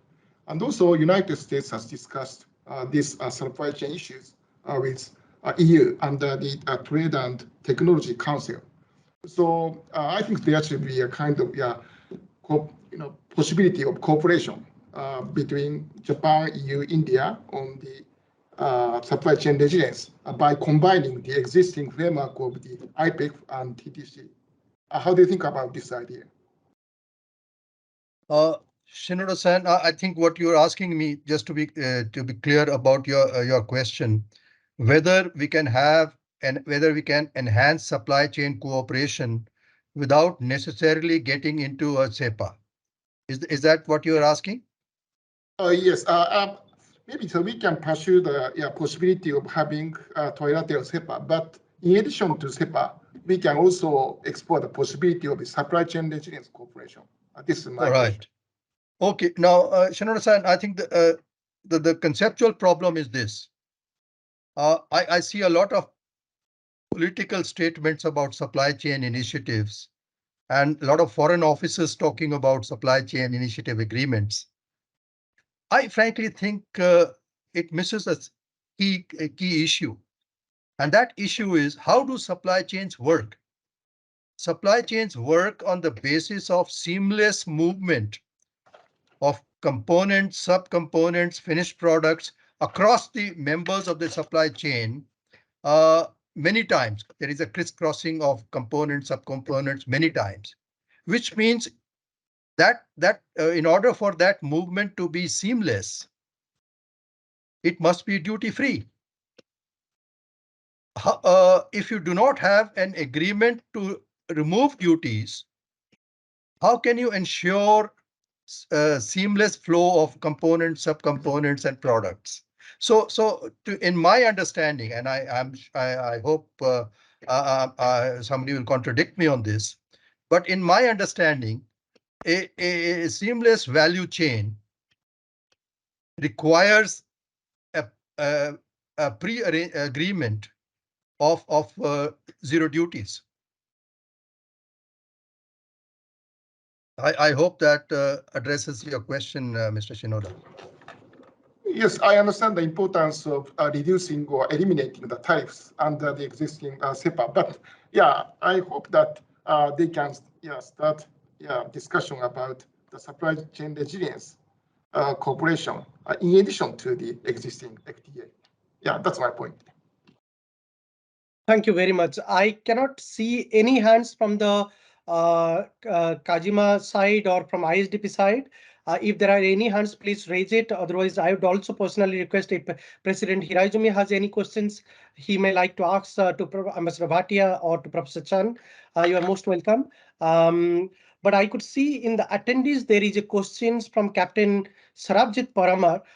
We are sorry we are unable to bring you to the video, but due to the technical constraint on our part, because we have fixed only for the participants from the Kajima side and from the ISDP side. Maybe you could type the questions, but we have now allowed you to speak only. You can raise your questions. Maybe you could just ask your question directly to Ambassador Bhatia and Professor Chan if you wish to. Can you hear us? Thanks, Jagan. Can you hear me? Yes, please go ahead. Excellent, thank you. This is a very interesting topic. The final proof in the pudding is when you have physical movement of goods. Now, this is a question related to IMEC and the Trans-African Corridor, which is perhaps may see certain light. So with West Asia in turmoil, the availability to facilitate an IMEC or the corridor, which was supposed to connect Pacific and Europe through West Asia, is not questionable. I mean, it's always been a very fragile area. So we have the US and Europe looking at a trans-African corridor. It's going to stretch from Zambia to the port of Lobito at Angola. Now, that can be seen as an alternate route for Europe. But again, it goes through some little unstable areas because Congo gets involved. So having said that, and it's around, I think, 1,300 kilometers of railway line, I think, stretching across Africa, and India has got interest, and so does Japan have interest in the same region. So wouldn't it be a good idea for India and Japan to seek a place on this trans-African corridor? We do have imports from the western coast of Africa. We do get oil from Angola. So Lobito port is not something that India does not know about. So to looking at alternate physical movement of routes, perhaps just a question is that wouldn't it be a good idea for India and Japan to come on board the EU and the US and develop the Trans-Africa corridor, in which case it will benefit not only the Indian Ocean region and the Pacific and beyond. So that's my question. Thank you. That's an interesting question to ask, because few years back we were discussing about Asia-Africa growth corridor, and your questions comes at a right time when we are talking about this trilateral cooperation, whether it's practically possible to talk about that trans-African connection that you are talking about. But with this note, maybe I could see also Dr. Swasti, you have raised a hand. Maybe you could quickly ask the questions, then we'll go for the final round to Ambassador Bhatia and Professor Chan. Thank you, Dr. Panda. This is more than a question on my part. I think I'd like to respond to Captain Padmar, because he mentioned the Lobito corridor, and I was looking carefully at the Lobito corridor while I was working on the IMEC. And so all I can tell you right away is that Lobito corridor is also something which is just come. It's also it's just arrived, and it again, we need to see how it performs before we can enter into that kind of a developmental, like a triangular cooperation with such a connectivity projects out there, because even for the Lobito corridor, the biggest challenge right now is to how do you de-risk capital. So that investment really has to be seen. So I guess once that is a little better edged, we might see something like that, because I truly support the idea of triangular cooperation for India, Japan, or India, EU, etc. in third party projects. So that was my brief response to what you said. Thank you. Thank you very much. Thank you very much. Ambassador Bhatia, over to you. Well, I think Swasti has already answered the question about the African corridor. I would just like to add one point, and that is, I think we all understand, and there are many strategic experts here. I think we understand the rationale for the India, Middle East, Europe corridor. There is a certain geopolitical aspect to it, and there is a certain interest of the United States to promote rapprochement between the Arab states and Israel, which is also partly driving this process. Now, with the new uncertainties, and even without them, whether economic viability can be established in a short time vis-a-vis the Suez corridor, Suez route, is something I think I will have to leave to the experts to decide. All I know is that, and I'm sure Swasti can answer this question, it requires a huge amount of investment, not only in Indian port capacities and so on, but also the rail aspects in the Gulf. before goods can reach Haifa. So whether those investments will be forthcoming, whether the capital investment in these projects will ensure economic viability of this route via as opposed to alternative routes. I don't have the answer to that question, but maybe Swasti has. Because he just sent the ball into my court, I'll just briefly sort of put it, because I know we are now heading to the second round. So I think IMEC already had too many problems. I think Captain Parmar said it was already a fragile idea, and I think the fragility actually came from two aspects. One was, how do you actually de-risk capital, which was the financing part, and the two was the logistical part about how do you make the switch from first to sea, then to rail, and then to rail, then to sea, and the national taxation issues, the shipping insurance. So we were already mired in those kind of problems, and then the West Asian crisis came. So I think, in my quick opinion, I would say that we should wait for the first meeting of the signatories, which is supposed to happen sometime in November, for having more clarity on where IMEC is headed. But in my opinion, it may be delayed, but it is definitely not shelved, because it was in the interest of everybody who was a signatory. Thank you. Thank you very much. No, this is getting really interesting. I'll just take a liberty of a couple of minutes just to invite maybe Ambassador Vargo, if he's there, and also Ambassador Jayant Prasad and Professor Datis Parulekar. If you are there, please join. And if you have any specific questions, it will be interesting to ask something to Ambassador Bhatia and Professor Chan. Do you have anything to add to the discussion, or ask any specific questions? Dear Dr. Pan, I think I will abstain. There are so many other interesting comments. Sure. Yeah, thank you. So as there are no questions probably from the three members from ISDP side, so what we'll do is that we will take a 5 minutes break, because it's been 1.5 hours. Our speakers and commentators, they have been engaged in the discussion. It's been a fascinating discussion so far. We'll move to the next part of the presentation by Dr. Alfred, and then Dr. Swasti Rao as the commentator. But let's take a 5 minutes break, and then I'll request all of you to join after 5 minutes. You can switch off your video, go and grab a coffee, and then join back. Yeah, Swasti, are you there?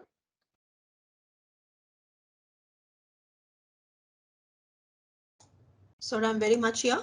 Yeah, okay. Just having my coffee, just finishing it, and looking forward to Alfred. Okay. Yes. Great. So, okay, welcome back, everyone. So let's start the discussion again. So as you would agree that the last 1.5 years, it was really engaging, and thanks to both our presenter and discussants who have kept us busy for all this while. And this session is also going to be equally interesting, because we'll have an European perspective and Indian perspective.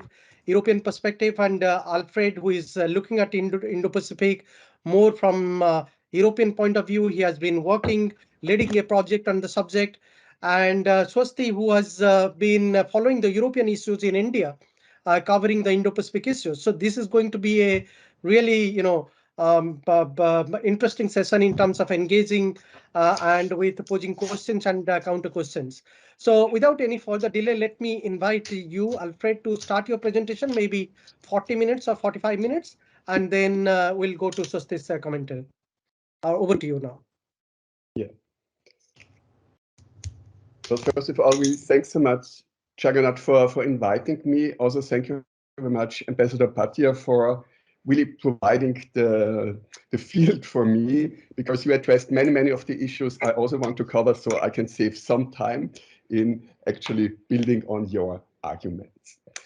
As Jagannath has just mentioned, I do work in the Czech Republic at Palacký University, and there I'm leading an EU-funded project. It's called the European Union in the Volatile Indo-Pacific region, and I'm glad that Julie Chen, she's also part of this project.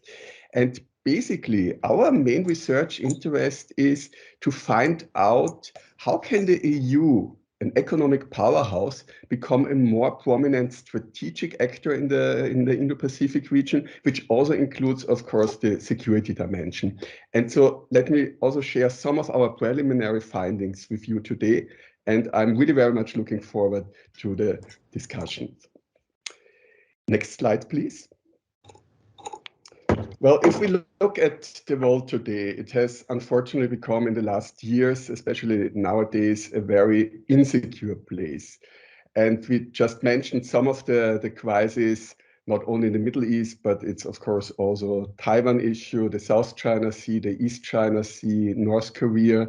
And what we see is, unfortunately, many, if not most of the most pressuring issues, they are happening in the Indo-Pacific region. Also, of course, many of them are caused by China's economic, but also military rise. And this is actually an illustration that today geoeconomics and geopolitics have become inseparable. So many governments use economic means to achieve strategic aims. And let's stick to the example of China. China is for almost all Indo-Pacific nations, but also the European Union, the main trade partner. However, despite the Belt and Road Initiative, it's only a major investor. It's not the main investor for most countries in the Indo-Pacific. So it's usually Japan, United States, the European Union. So here we see a stronger diversification. Also, just let me mention, in the Indo-Pacific region, notably Southeast Asia, but also India, Japan, there is, of course, a raising awareness of the risk to become economically and maybe subsequently politically dependent on China. So the governments in this region, but also the EU, have started to develop counter strategies. This also holds true for the European Union, as I will outline in the next couple of minutes.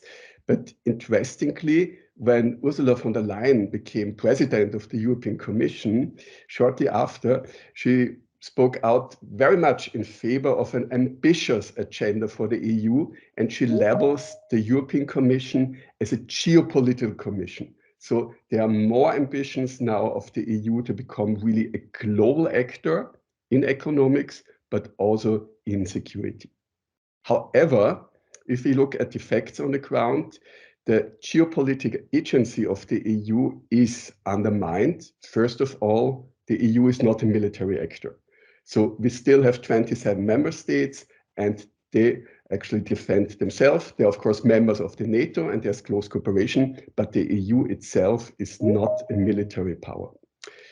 We do have the common foreign and security policy, which is really helpful to coordinate the policies of the 27 member states. However, the problem for the EU is that it is not based on majority voting, which means there's consensus required, very similar to the Association of Southeast Asian Nations. So if one country says no, very difficult for the EU to proceed. So it will later be an alliance of member states in cooperation with the Commission.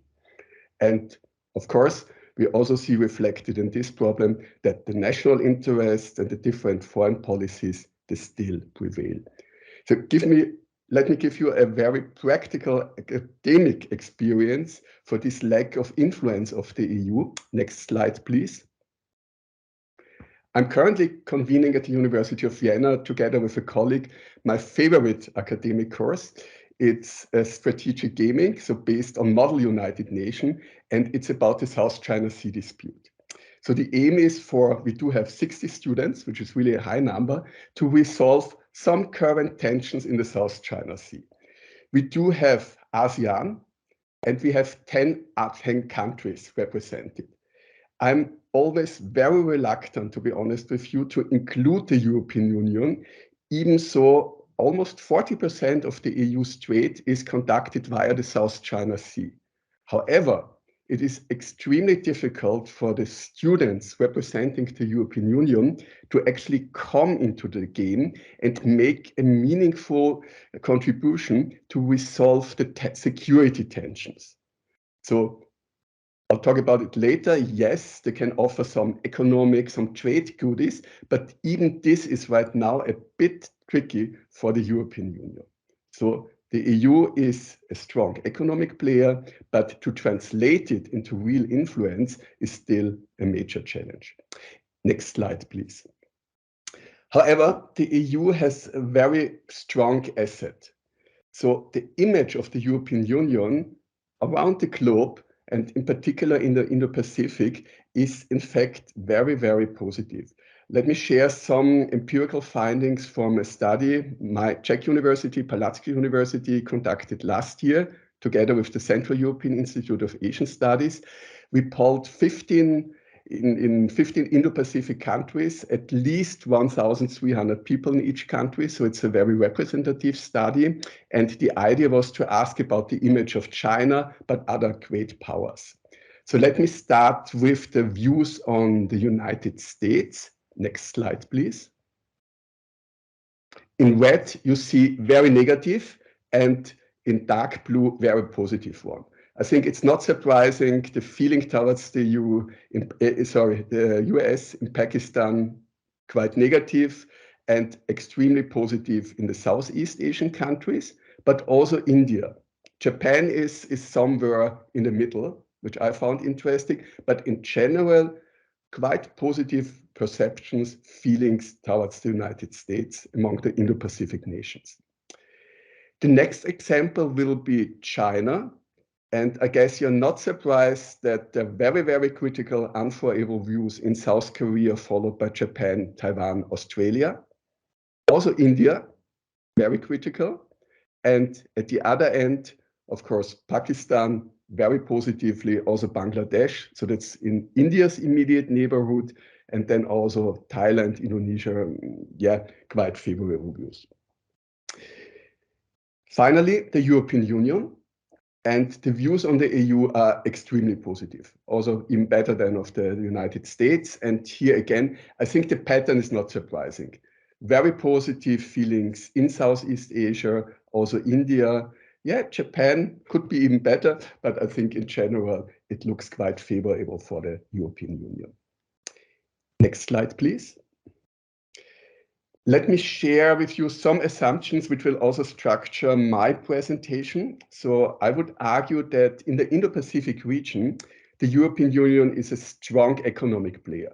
It's a major trade and investment partner for all Indo-Pacific nations. It makes strong contributions to infrastructure and connectivity building, not least reflected in the Global Gateway Initiative, which I will address at the end of my presentation.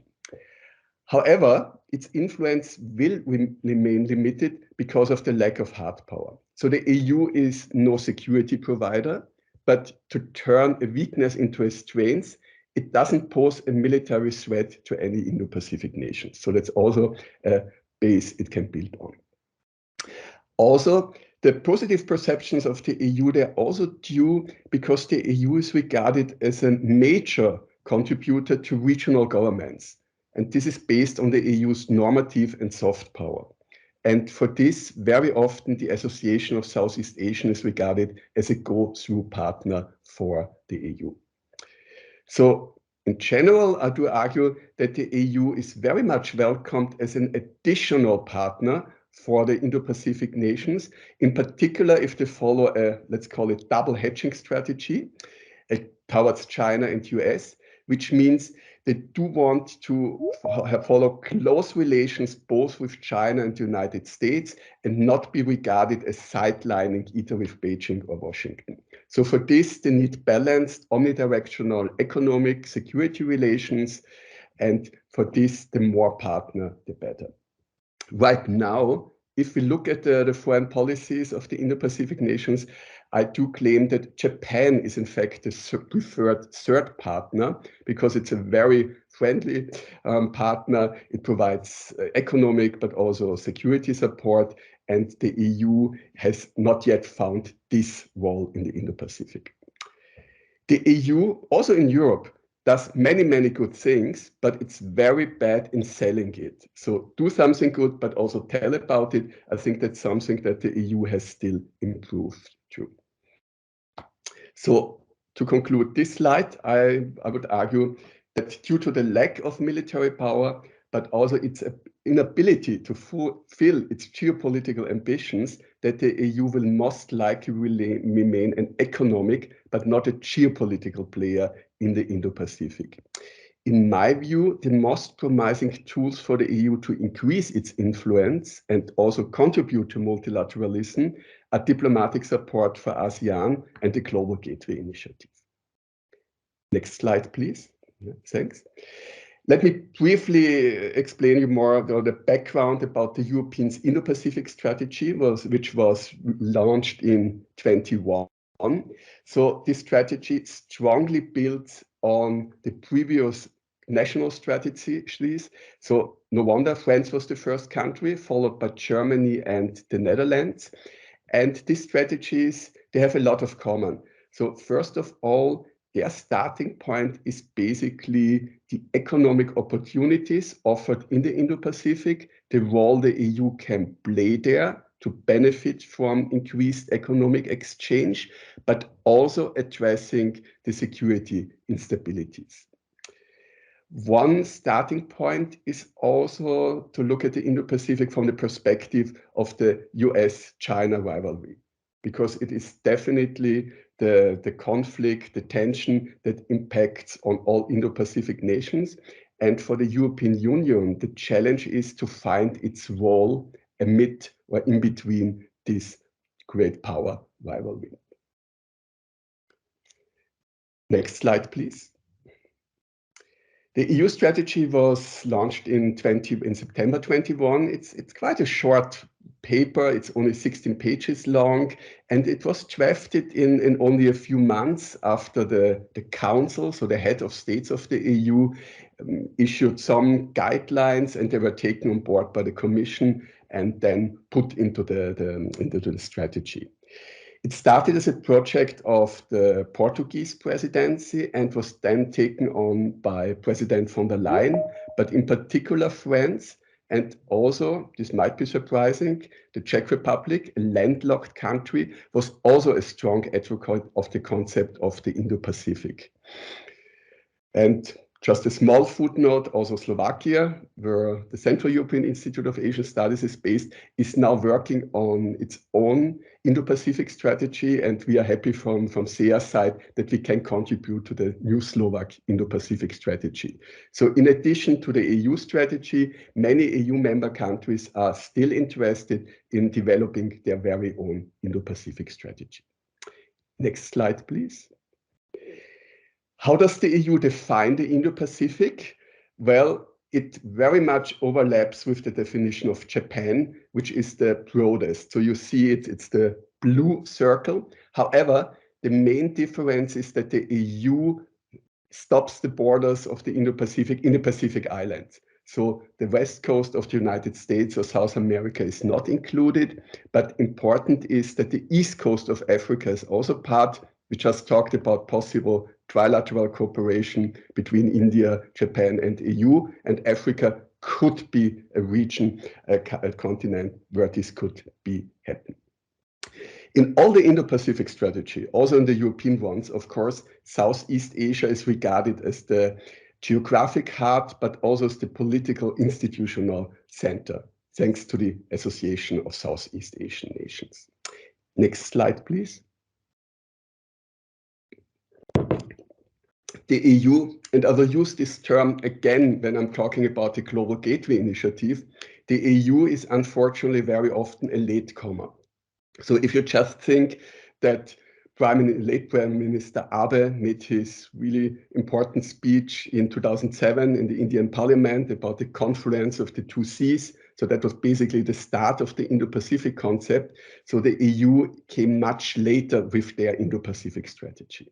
So this was, of course, also pressure to come out with an own concept, but I think the main strategic challenge was how to respond to China's rise. So the strategy followed clearly a geopolitical and geoeconomic logic, and the aim is to robustly seek more balanced and reciprocal conditions governing the economic relationship. So this is, of course, also an indirect criticism on China. Economic security, so safeguarding the European economic security, plays a major role, and the EU just published a few weeks ago their strategy on how to actually promote the EU's economic security strategy. And in this strategy, it highlights three elements. First of all, the aim to strengthen competitiveness, resilience, and the value chains. reduce economic dependencies and vulnerabilities. I will talk about the de-risking approach a little bit later, and a strong emphasis on cooperation with partners, especially with like-minded partners. So I would argue that the aim to strengthen the EU's economic security is quite a powerful driving force to reduce geopolitical risks and enhance cooperation with India and Japan, but also other nations, because you need other partners, especially if you want to reduce the vulnerabilities, dependencies from China or other great powers. Next slide, please. The EU is not an Indo-Pacific nation. However, France, a key member state, has still territorial possessions in the Indo-Pacific. So also the history, of course, makes it, I would say, a legitimate stakeholder in the Indo-Pacific. So there's the talk about being a natural partner to the Indo-Pacific nations. The highlight is the economic interdependencies between the EU and the Indo-Pacific nations. Of course, example are the existing value chains and production networks. Yeah, next slide, please. In the strategy, the EU defined 7 so-called priority areas. So that's sustainable and inclusive prosperity, green transition, ocean governance, digital governance and partnerships, connectivity, and last but not least, 2 dimensions of security. So I would call it traditional security and defense and human security. In regard to traditional security, and Julie mentioned it in her response, there is a strong focus on maritime security and also some ideas how the EU can contribute more prominently to safeguarding freedom of navigation and trade, in particular in the South China Sea. So here, of course, the problem is there is no EU fleet. So it's again the member countries, and in particular France, but also Germany, who can actually contribute to this task. In general, however, I would argue that the economic objectives are prioritized in the Indo-Pacific strategy. And this is, of course, also logical based on the assessment that in the economic realm, the EU can make stronger contributions than in the security field. Next slide, please. The key interests, and this has also been mentioned, the EU is very much committed to support, protect, strengthen the existing multilateral rules-based inclusive order in the Indo-Pacific, and strong emphasis on the role of ASEAN. So ASEAN centrality is mentioned a couple of times. There are indeed strong overlaps with ASEAN's outlook, but also you find similarities with the strategies of Japan, India, and Australia. Also, a strong element is that the strategy is really inclusive even of China. So you don't find any aims in this strategy of containing China. So this is not addressed. So a focus is on partnerships, and especially with like-minded, or in other words, democratic nations. In regard to the security situation, yes, there's the emphasis that the EU is directly impacted by crisis we mentioned. So also free navigation in the Indian Ocean region, South China Sea, Taiwan. So here the EU knows that it is vulnerable. Next slide, please. I just mentioned that the strategy is inclusive. However, we have to look at the elephant in the strategy, and that is clearly China. So we only fully understand the EU's Indo-Pacific strategy if we at the same time read the China strategy of the EU, which was issued already in 2019. And here, famously, the EU defines China as a partner, in particular in dealing with the issues, the problems caused by climate change, but also as an economic competitor. And last but not least, for the very first time, as a systemic rival promoting alternative models of governance. And one example that was singled out was China's Belt and Road Initiative. So here we understand the rivalry in regard to connectivity and infrastructure initiatives. So the logic of partnerships is really strong. ASEAN, for instance, is mentioned 31 times, but India even one more often. So India 32 times, Japan 22, China 18, Australia 12 times, and interestingly, the United States only 3 times. So you see that there's really a strong focus on democratic countries. But also other colleagues have been very critical of the EU strategy because it's basically a wish list. It's not even a guideline because it's lacking a concise strategy. There are no specific means of implementation. So how to implement for the diplomats this strategy on the ground, that's actually very difficult to see. So there's still much more work to be done by the EU. Next slide, please. So I gave you briefly the example of the common foreign security policy, and just one specific example. As I said, there is the consensus required of all 27 members now.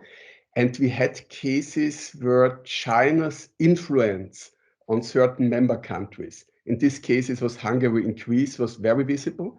That was when the EU did not fully endorse the ruling of the arbitral tribunal on the South China Sea in 2016. So the statement was very cautious, but we have learned that Chinese diplomats pressured their Hungarian and Greek counterparts. So these two nations undermined a stronger, more robust consensus on the EU. So to sum up with this slide, I do argue that in regard to making the EU's foreign and security policy more robust, more ambitious, there is a stronger German-French leadership required, in addition to the leadership of the European Commission. Next slide, please. From an academic point of view, very interesting are the current debates, what kind of role the EU should seek between China and the EU in global politics, but not least in the Indo-Pacific. So the French President Macron came up with the concept of strategic autonomy. It's hotly debated, but the problem is that there exists no undisputed definition. So basically, it means that the EU should become more independent from the United States, should have a stronger strategic leeway, and should not be drawn by the United States in a potential conflict between China and the US in the Taiwan Strait. However, I'm very critical of this concept because I don't see that the EU has the military power, the geopolitical influence. It would need to be a third actor between China and the US. And I also dispute that the EU can play a hedging role, which means seeking good relations both with China and the US. And one example is definitely Taiwan. I think in a case of military conflict, the EU cannot stay neutral, and the same applies for the South China Sea. So basically, I would see it's much more realistic that in the next years, the EU follow a de-risking approach from China and seeks closer overall relations, cooperation with ASEAN, but also join partly some US-led formats in the Indo-Pacific, like the quadrilateral security dialogue. Next slide, please. The de-risking approach promoted since this year by the EU Commission is something very interesting. I think it also has the potential to enhance the cooperation between the EU and like-minded countries. In our case, of course, India and Japan come first to mind. De-risking is different than decoupling, which is actually the strategy followed by the Biden administration. The idea of the European Union is that decoupling is not possible because the interlinkages, connections with China, they are simply running too deep. And it's also not in Europe's interest. To cut ties, it would be simply too costly. So The idea is to have really a strategic look at the current state of EU-China relations. China is the main trade partner, but not the main investor. So here, look at these dependencies and try to reduce or lessen them. And a mitigation strategy is, of course, finding alternative partners, diversify the investments away from China, and here the Southeast Asian countries, but also South Asian countries, I think they are really the first to look at. So this also comes along with a stronger investment screening, Chinese investments coming to Europe, but also outgoing investments, especially in the technology sector. So are they possible dual use, or are they even military and could be used by China? Also, there is a more critical view now on the academic cooperation between the EU and China. A very proactive approach that was also launched just a few years ago, that's a really, I would call it an active geoeconomic approach, is the Global Gateway Initiative. And here, both for the GGI, but also for the de-risking, the EU needs partners to implement their strategies and policies. Next slide, please. Economic security, I just mentioned it, and we have also heard it before. There are current trends of an increased economic nationalism of many players in international economics, but also there are also fears of an economic bifurcation, which means that we would have an US-led trade bloc, whereas a Chinese-dominated trade bloc. I don't see it yet. I don't think it's very realistic, because we have with the EU, India, Japan, countries that are very much inclined towards economic multilateralism. So I don't expect them to join just one bloc and have an economic or a trade war with the other bloc.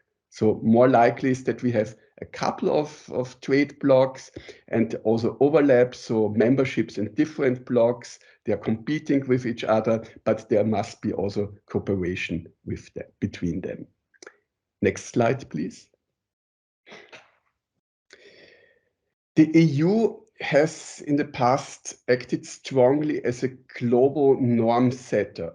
So it's very strong in setting international standards, rules, norm, because the EU market is still so important for all other nations. So it's much easier, cheaper for other nations to simply accept the EU rules and norms.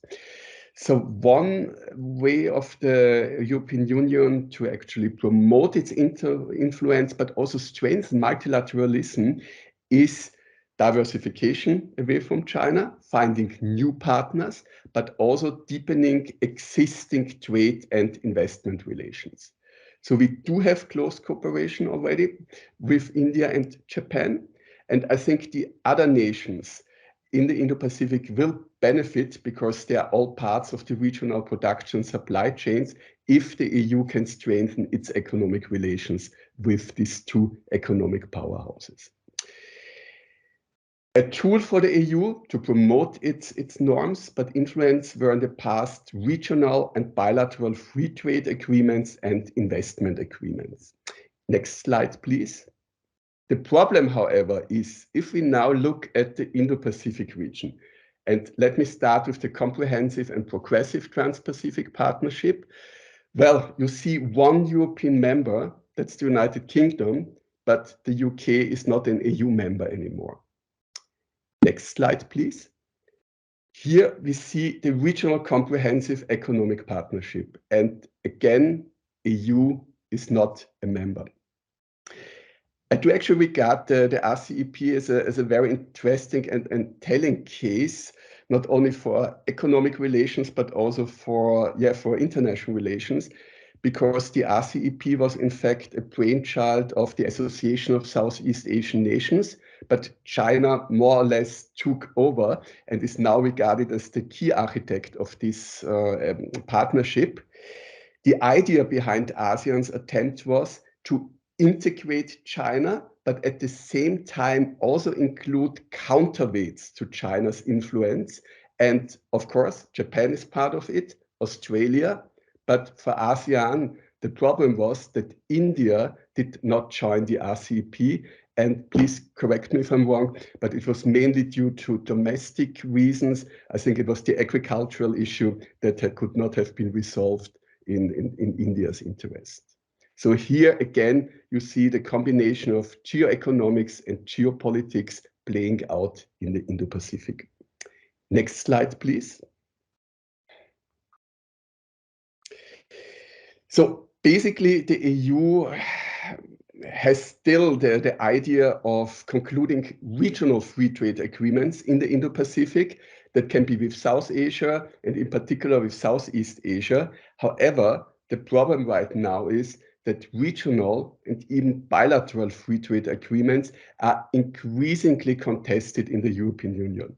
So you have in many countries demonstrations. An example would be Mercosur. So here the criticism of the civil society is that the social standards, the agricultural standards are lower in this kind of countries, and they would flood the European markets with cheap products. There's no respect of human rights in these trade agreements. So for the EU, I don't see it as a very realistic scenario that there will be a EU-ASEAN trade agreement in the near future. And I think it will be also difficult to conclude a stronger, more meaningful trade and investment agreement with India or Japan right now. So this, of course, puts severe limits to the EU's influence in the Indo-Pacific and also negatively impacts on its ability to actually promote economic multilateralism. Right now, the EU is really outside of the regional trade agreements, and I think that's in the midterm perspective, that's very bad economically, but even more from a strategic point of view for the EU.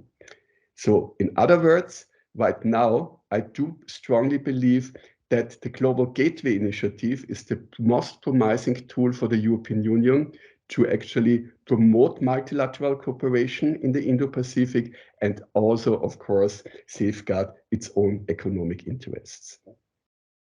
Next, yeah, thank you. So just briefly about the Global Gateway Initiative, because we're running out of time. So it was launched in December 21. And it is indeed a very ambitious geo-economic initiative. So it's a combination of economic and normative power, but reflecting also geopolitical interests. I said it, highlight it again. Here the EU is again a latecomer because the Belt and Road Initiative was launched in 2013, 10 years ago. Then also Japan has even longer dating back infrastructure initiatives, especially in Southeast Asia. Also India is a very active player in the region, the United States, and last but not least, the G7 members, also South Korea and Australia.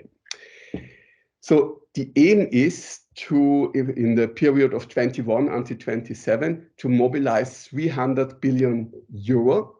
That's a lot of money. And the idea is to mobilize even more in a joint effort together with the member states. So this means the Team Europe approach. It's the European Union plus the individual member countries who should become more active in infrastructure connectivity development. Unlike in China's BII, the focus is clearly on quality infrastructure. So again, interesting overlaps with Japan's and India's approach. Also, infrastructure very, very broadly defined. So the digital sector, climate and energy, transport, health, but also education and research. So very, very broad areas. So from the beginning on, there was a strong emphasis for the need of cooperation with the already mentioned like-minded countries, because obviously they're all challenged geopolitically, geoeconomically by the BII.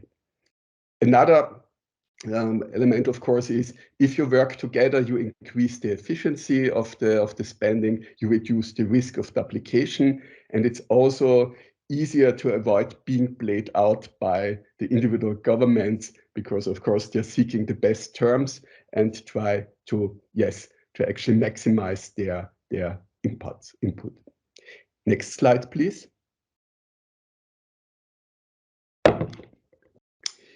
We had a kind of role model before the GGI was launched, and that's the Europe-Asia Connectivity Initiative from 2018.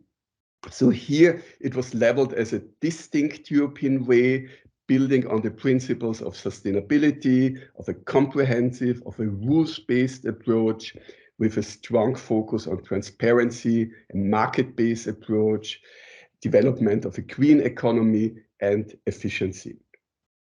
So the focus, the aims were strengthening the transport corridors in between Europe and Asia, improving the digital links, and also energy cooperation. So there was the approach to work together with ASEAN, which actually worked out pretty well, but also with individual countries. So, and we have also heard this before, an aim is also to create a level playing field for European companies, so the same norms, standards, rules for all players. Next slide, please.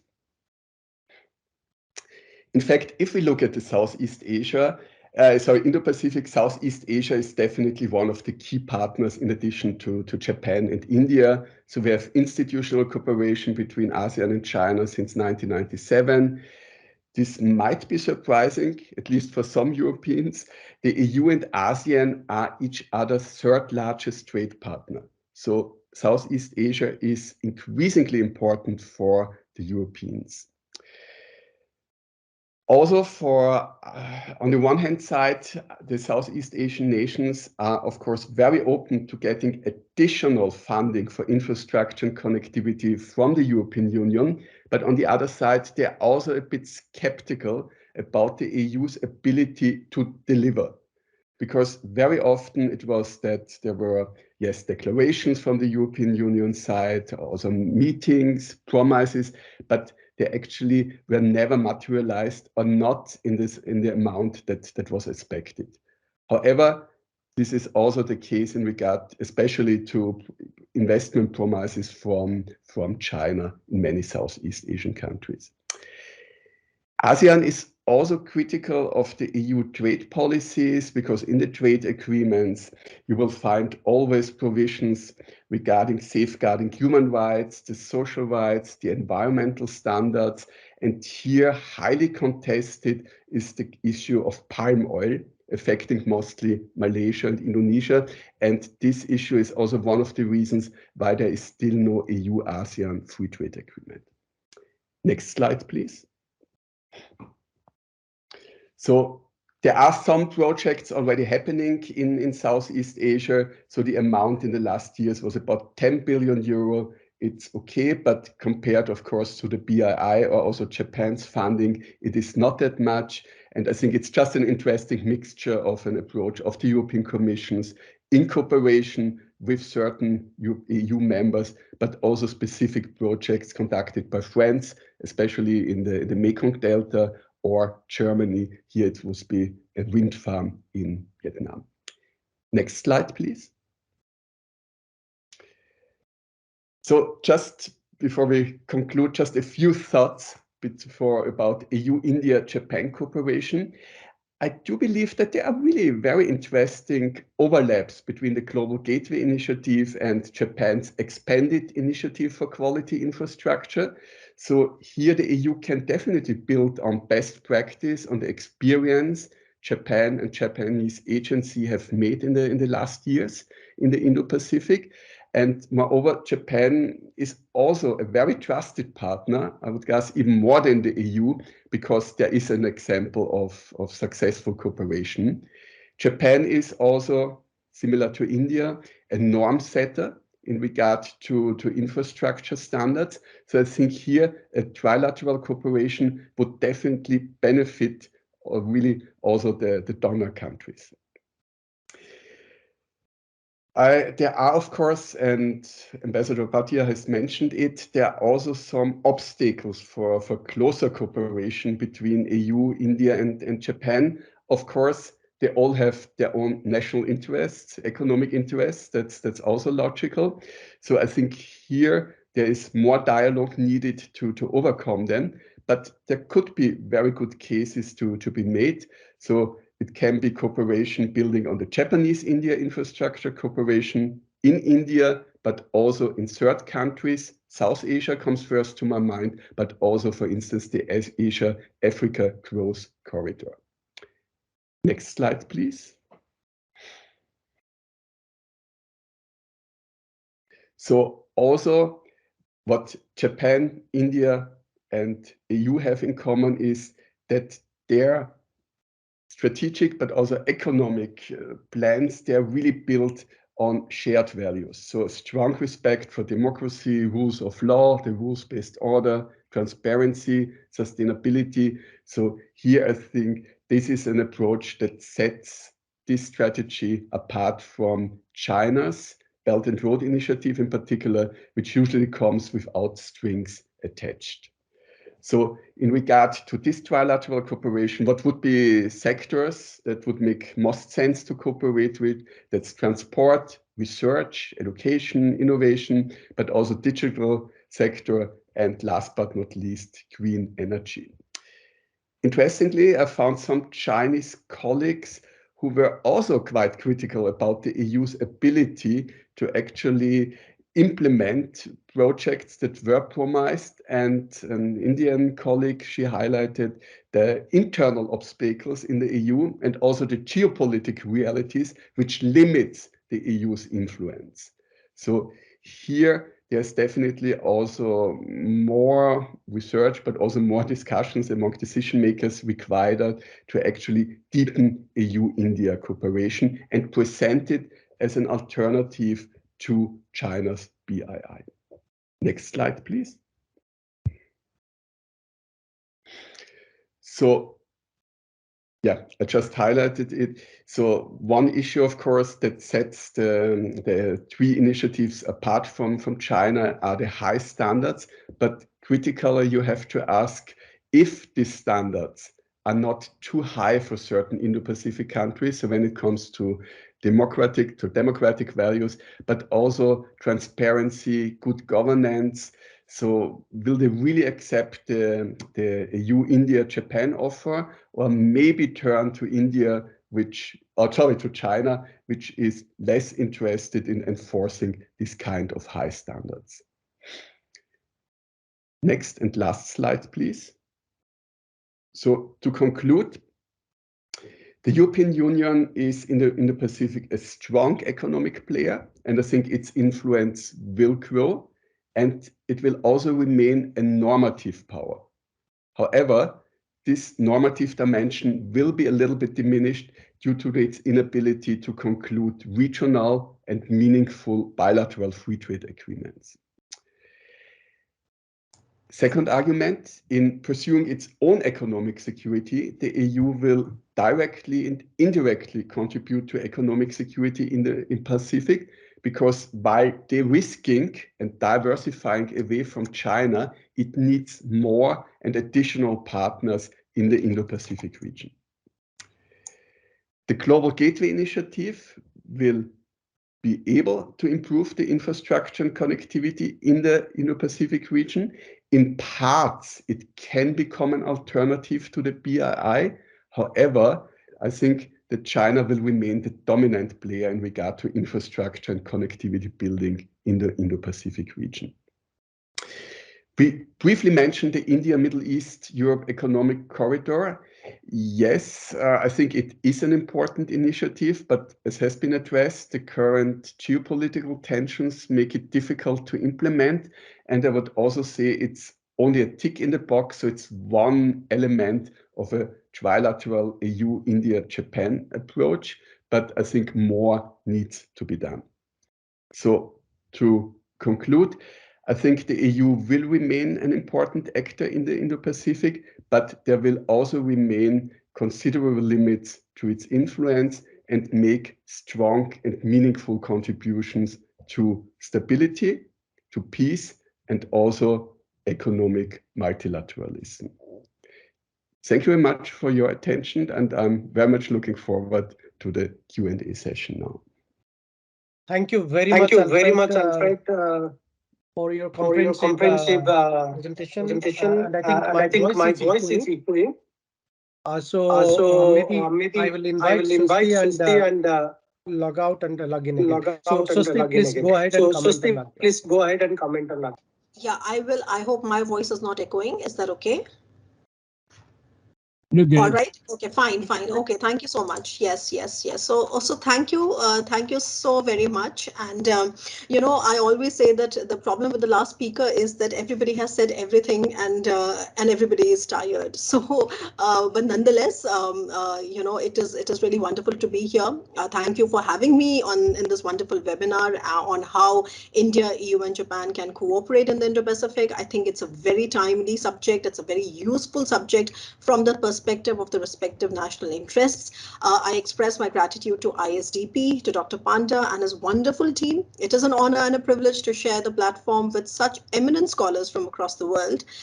So we got a European view from Alfred and an excellent Indian view from Ambassador Bhatia, and a wonderful set of remarks from Dr. Chen. So, but before I sort of talk about the wonderful presentation made by Dr. Alfred, whose work I have been following for a while now, and we are connected on Twitter, so we keep engaging a lot of views. I by and large agree with the points raised by him, and through my remarks today, I'll try to add more value to the discussion happening here. Just at the outset, I found the empirical study very, very useful, and I wish similar studies are encouraged in India, because they're important to get a drift of how the thinking on the ground is.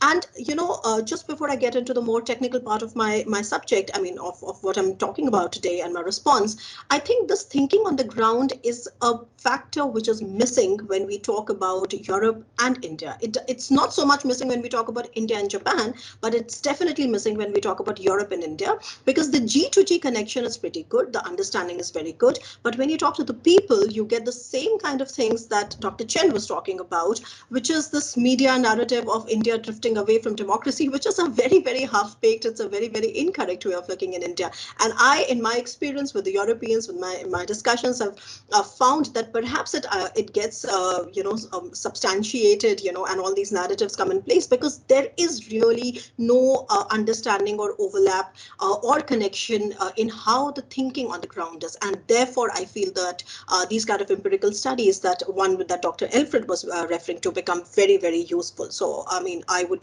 really support this kind of research to come out. Now, as I was preparing my remarks for the seminar today, I was reminded of the seminal work put together by Dr. Panda. And everybody should know that, in 2015, he came out with a book that was titled Corridors, Connectivity and Contours. And I think that then he was still an IDSA. And that book examined the possibilities and areas of cooperation between India and Japan in the Indo-Pacific. And it had a chapter on framing a Eurasia link to India-Japan global ties. And this was 2015, so it was quite futuristic. Now, having said that, I understand that much water has flown under the bridge since then. The EU and several of prominent European countries have started, not now, but later, much, much earlier, started the China mapping exercise that actually led to the EU labeling China as a systemic rival for the first time. And 2019 also saw the first generation of these Indo-Pacific strategies, I think starting from France, and then EU followed, and then Germany followed, and so on. And now we have Czech Republic, and all these players. Italy, of course, has one. And I think that most European powers perhaps would have their own. So the logic was pretty clear that Indo-Pacific, as Ambassador Bhatia really rightly called it, is the engine room for global economy and is also home to one of the most important slots like the Malacca Strait, Sunda Strait. And more than anything, I think this is a point which is brought out by all the speakers here, is that the challenge is definitely coming from China because it is seeking to subvert the rules-based order in the region. But from the European perspective, because I cover Europe in such great detail, I think what has really accelerated the EU's pivot to Indo-Pacific, I think, is perhaps the Ukraine war, because among other things, it has shredded the security order that Europe was resting on. And one fundamental error, and I would like to hear from what Dr. Chen and Dr. Alfred thinks about this, but I think one fundamental error that Europe has committed, it happened because of this largesse of the peace dividend that kept issues of security from the matters of economy separate. And it kind of operated on this redundant paradigm of the neoliberal economic order that countries that trade together won't really go to war. But the reality was that they definitely go to war, and they also weaponize everything that they were trading upon. food, energy, or critical infrastructure. And here, I think I agree with Dr. Chen when she says that a more comprehensive economic security architecture needs to cater to all such issues that comprises of traditional and non-traditional threats. And I think this is something that was wonderfully brought out by Alfred when he gave these details of how the context of the Indo-Pacific strategies, whether it was France or whether it was the European Union. So I think that is a very, very valid point, and we must keep that in mind when we are discussing security architectures, tripartite arrangements, minilaterals, so on and so forth. So the larger logic is this, that there is a paradigm shift that is fueling the coming together of like-minded countries in the Indo-Pacific. And here we are referring to European Union, Japan, and India. Now, also, I think an interesting point needs to be made here, that Indo-Pacific is this vast maritime space that does not have a tangible security architecture. But instead, what it offers is a fluid space for different types of like-minded initiatives to connect, complement, and synergistically grow. So that really makes Indo-Pacific a very, very interesting, maritime domain.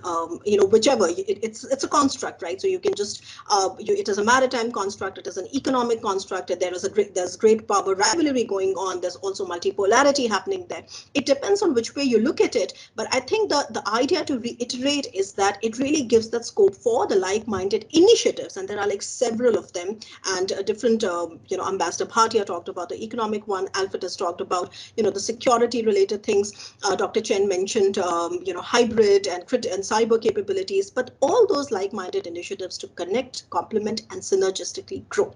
So therefore, that is a critical driver. And now with this background, I'll come to my more specific points. And I have about 7 specific points to make here in response to not just Alfred, but also others, because I guess this is the last presentation that I'm having, and then we'll be delving into a lot of question answers.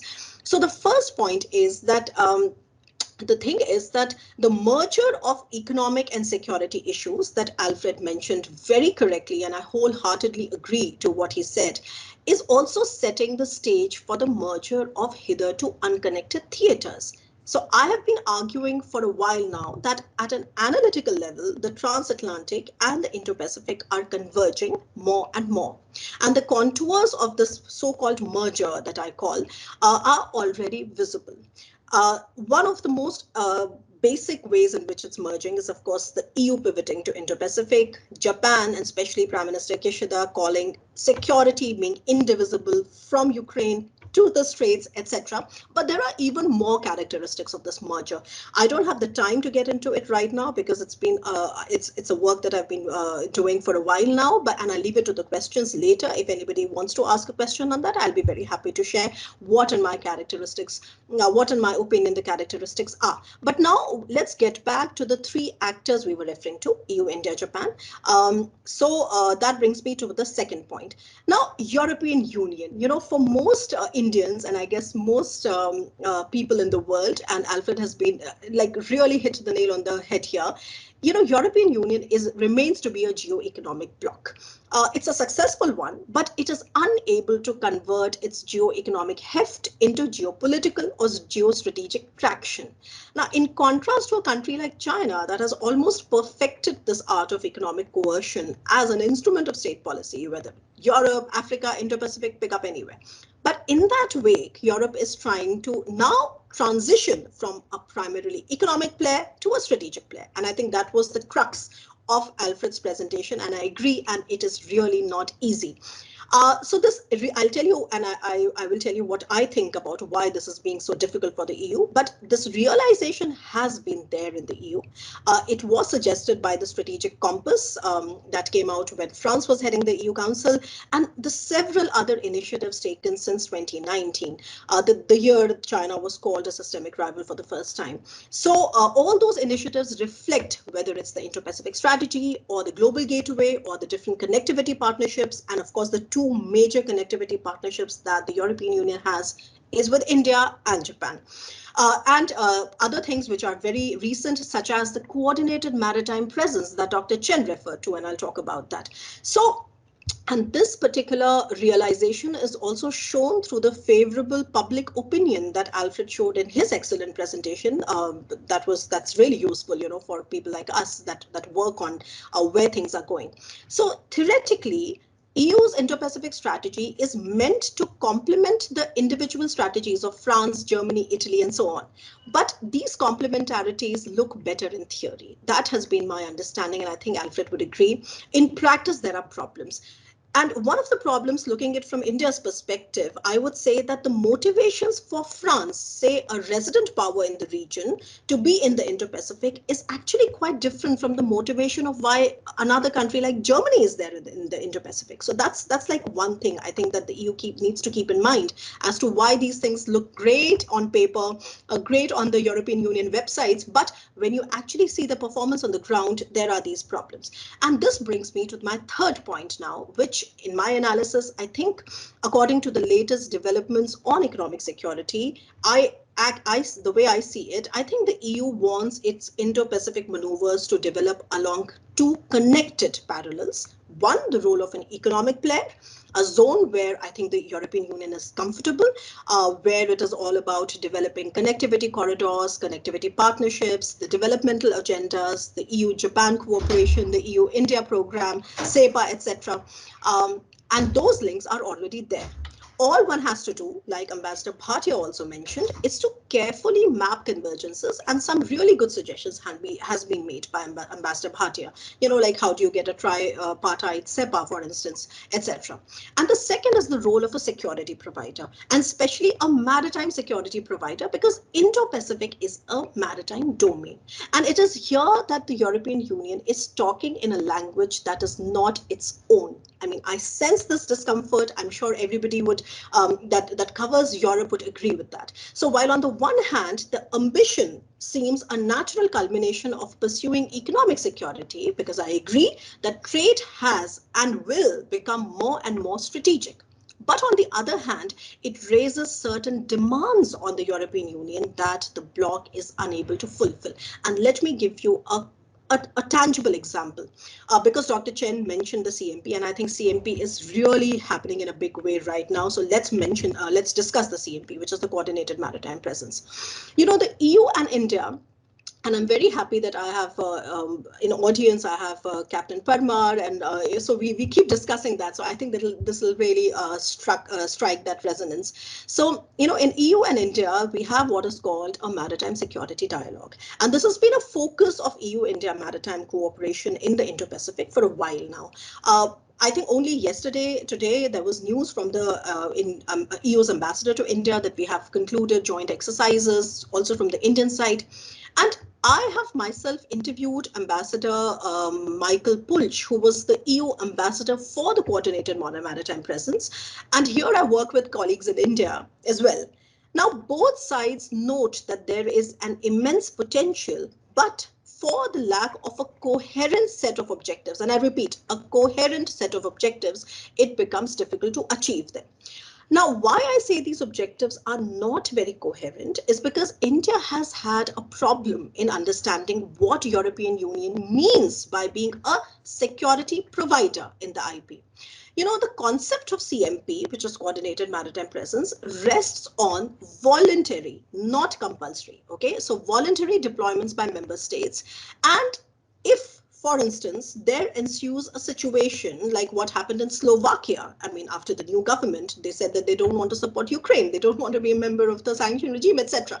So if something like that happens, the fate of the voluntary deployments might hang in the middle of nowhere. I mean, I'm just giving an example. So as long as these things remain voluntary and not compulsory, so India has a problem with understanding how committed you really are. Now, India, on the other hand, and this is all coming from my recent travels to Europe, my recent work, my recent interviews with people. So India, on the other hand, and I'm sure a lot of Navy people will agree, is much more comfortable with a strategic partner like France, with whom we already have a 360-degree strategic partnership, whether it's the maritime domain awareness capabilities or bilateral joint exercises, whatever. So the perspective in New Delhi then is to prefer that when it comes to maritime dialogues, let France do the talking on the behalf of the EU.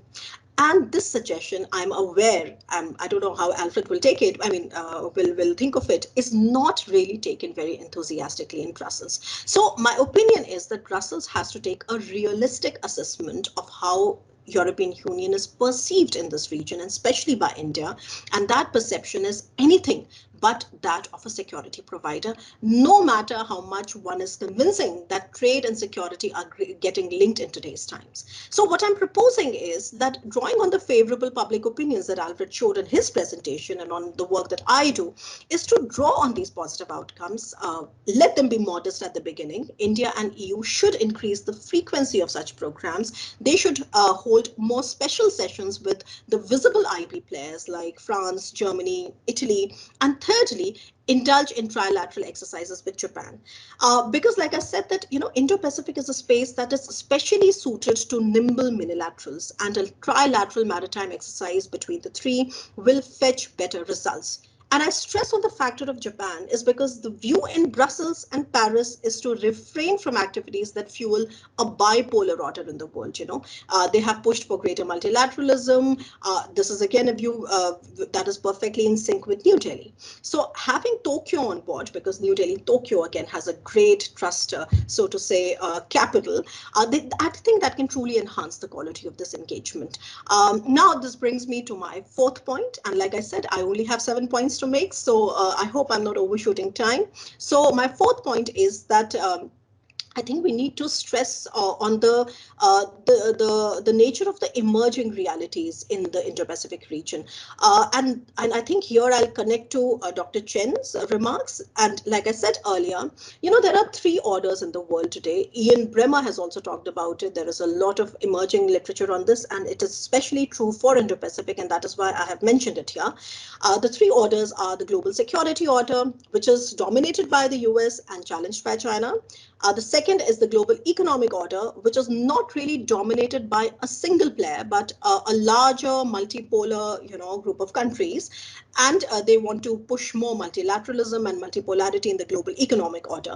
And here, there's something important before I come to the third one.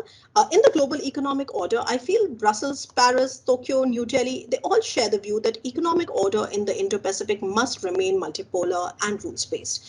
And I can definitely say that with confidence that India would like to make sure that Asia, and especially Indo-Pacific, remains multipolar. So, and the third order, which is the global digital order, the speciality of this particular domain is that it is still emerging. But the special characteristic of this order is that whoever designs the norms and regulations around it right now shall dominate the other two orders in coming time. So these are not separate, they are linked. And the idea that has been really emphasized by scholars like Ian Bremmer is that whoever kind of gets its share in the emerging global digital order will eventually dominate security and economics because of the coming of things like AI and artificial intelligence and all the hybrid strategies, etc. The hybrid side of information, etc. And I'm happy that Dr. Alfred mentioned the role of the EU here, because he said that EU has been this norm setter. I think Ambassador Bhatia also mentioned that, of course in a different context, which was the economic aspect. But the logic to have a tripartite alliance on co-designing and co-developing norms and regulations around this digital order, which is right now emerging, the cyber capabilities, the AI, this is going to be very, very important. And I feel that here India and Japan and the EU can really play a very constructive role, because it is also very critical to the management of hybrid threats. While I was recently at the Indo-Pacific Strategy Program of the National College of Defense in Paris, the ICDN, I could really sense the amount of focus that was put on managing hybrid threats in the Indo-Pacific. So Dr. Chen is sitting in Helsinki, where the EU and the NATO already run a hybrid center of excellence. And one of my suggestions there was to extend something like this in the Indo-Pacific region with like-minded countries. And here, when today I'm talking about this, I definitely can think of no better countries countries than India and Japan. Okay, and perhaps also get Australia on board, but then definitely since we are mentioning these three.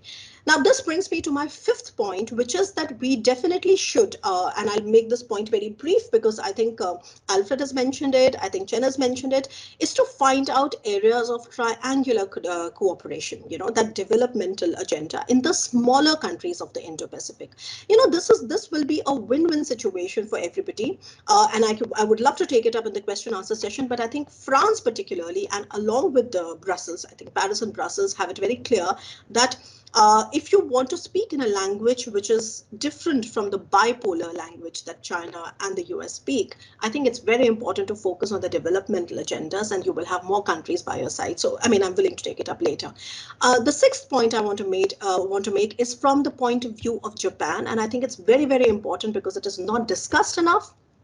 I think that it is important to note that there has been an evolution of the official security assistance after the war in Ukraine. So even Japan was, by and large known as this ODA country, right? It was giving ODA to everybody, which was development aid. But Japan has embarked upon this concept called the official security assistance. And if I'm not wrong, and the Japanese colleagues here can correct me if I'm wrong, but I think Japan has already decided to extend it to Indo-Pacific countries, perhaps Bangladesh, or I mean, I'm not sure about that, so I would, reserve my comments. But for sure, the official security assistance is a very, very important thing, because from the point of view of Europe, the Ukraine war saw for the first time a massive activity in the European Peace Facility, which is an off-budget instrument, again, to provide security assistance in countries outside the EU.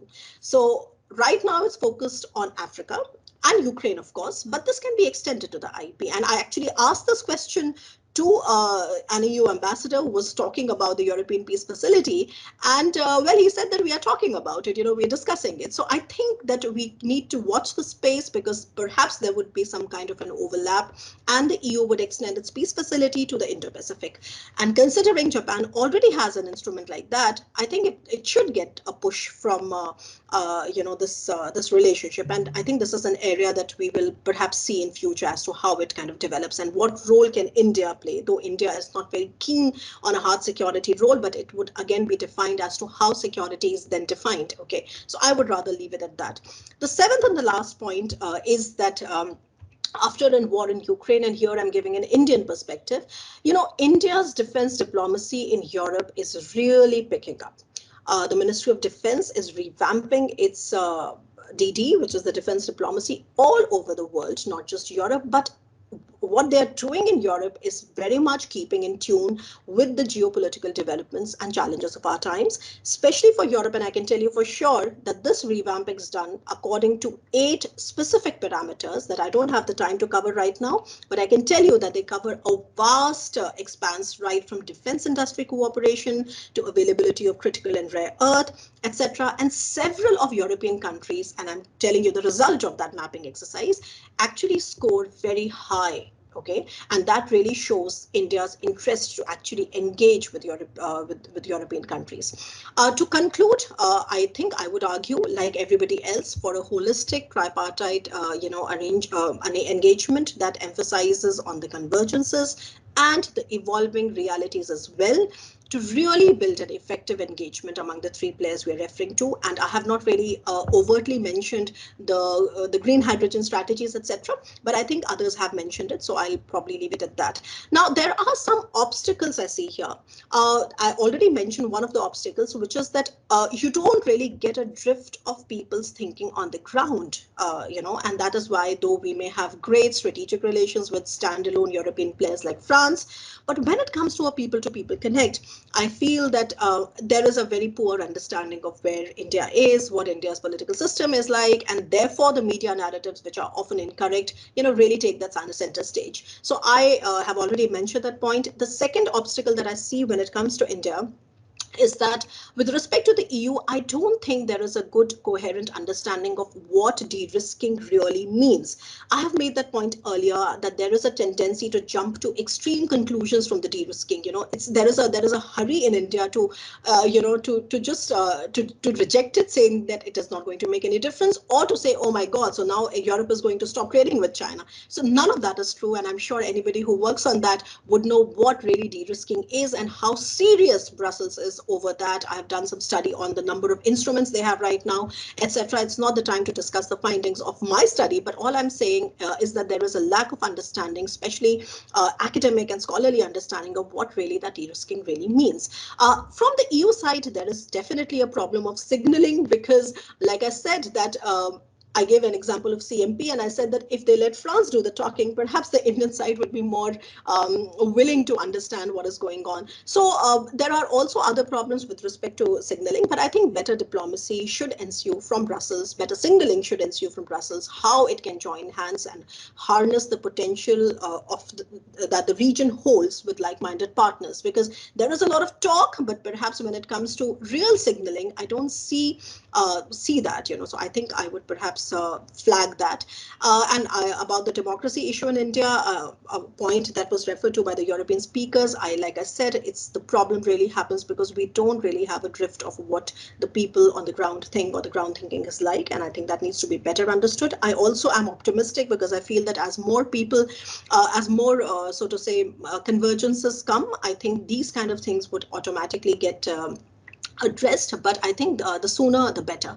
So thank you so much for your attention, and I'm now looking forward to the question answer session, and I'm really thankful to all the patience that our guests have shown, because they have hanged on all till the end. Thank you. Thank you very much.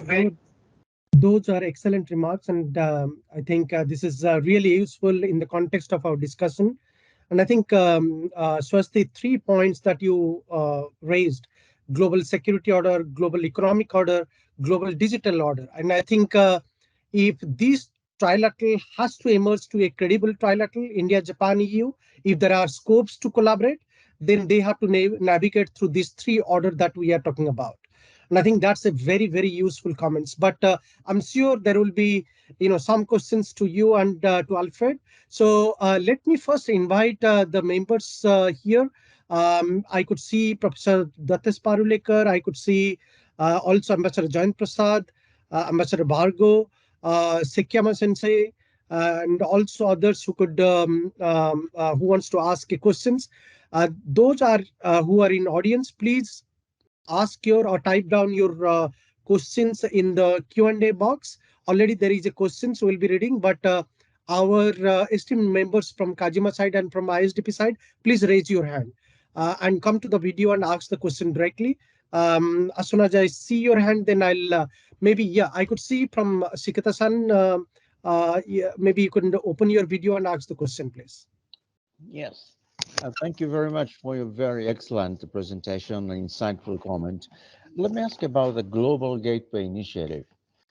I think the United States is now initiating partnership for global infrastructure investment.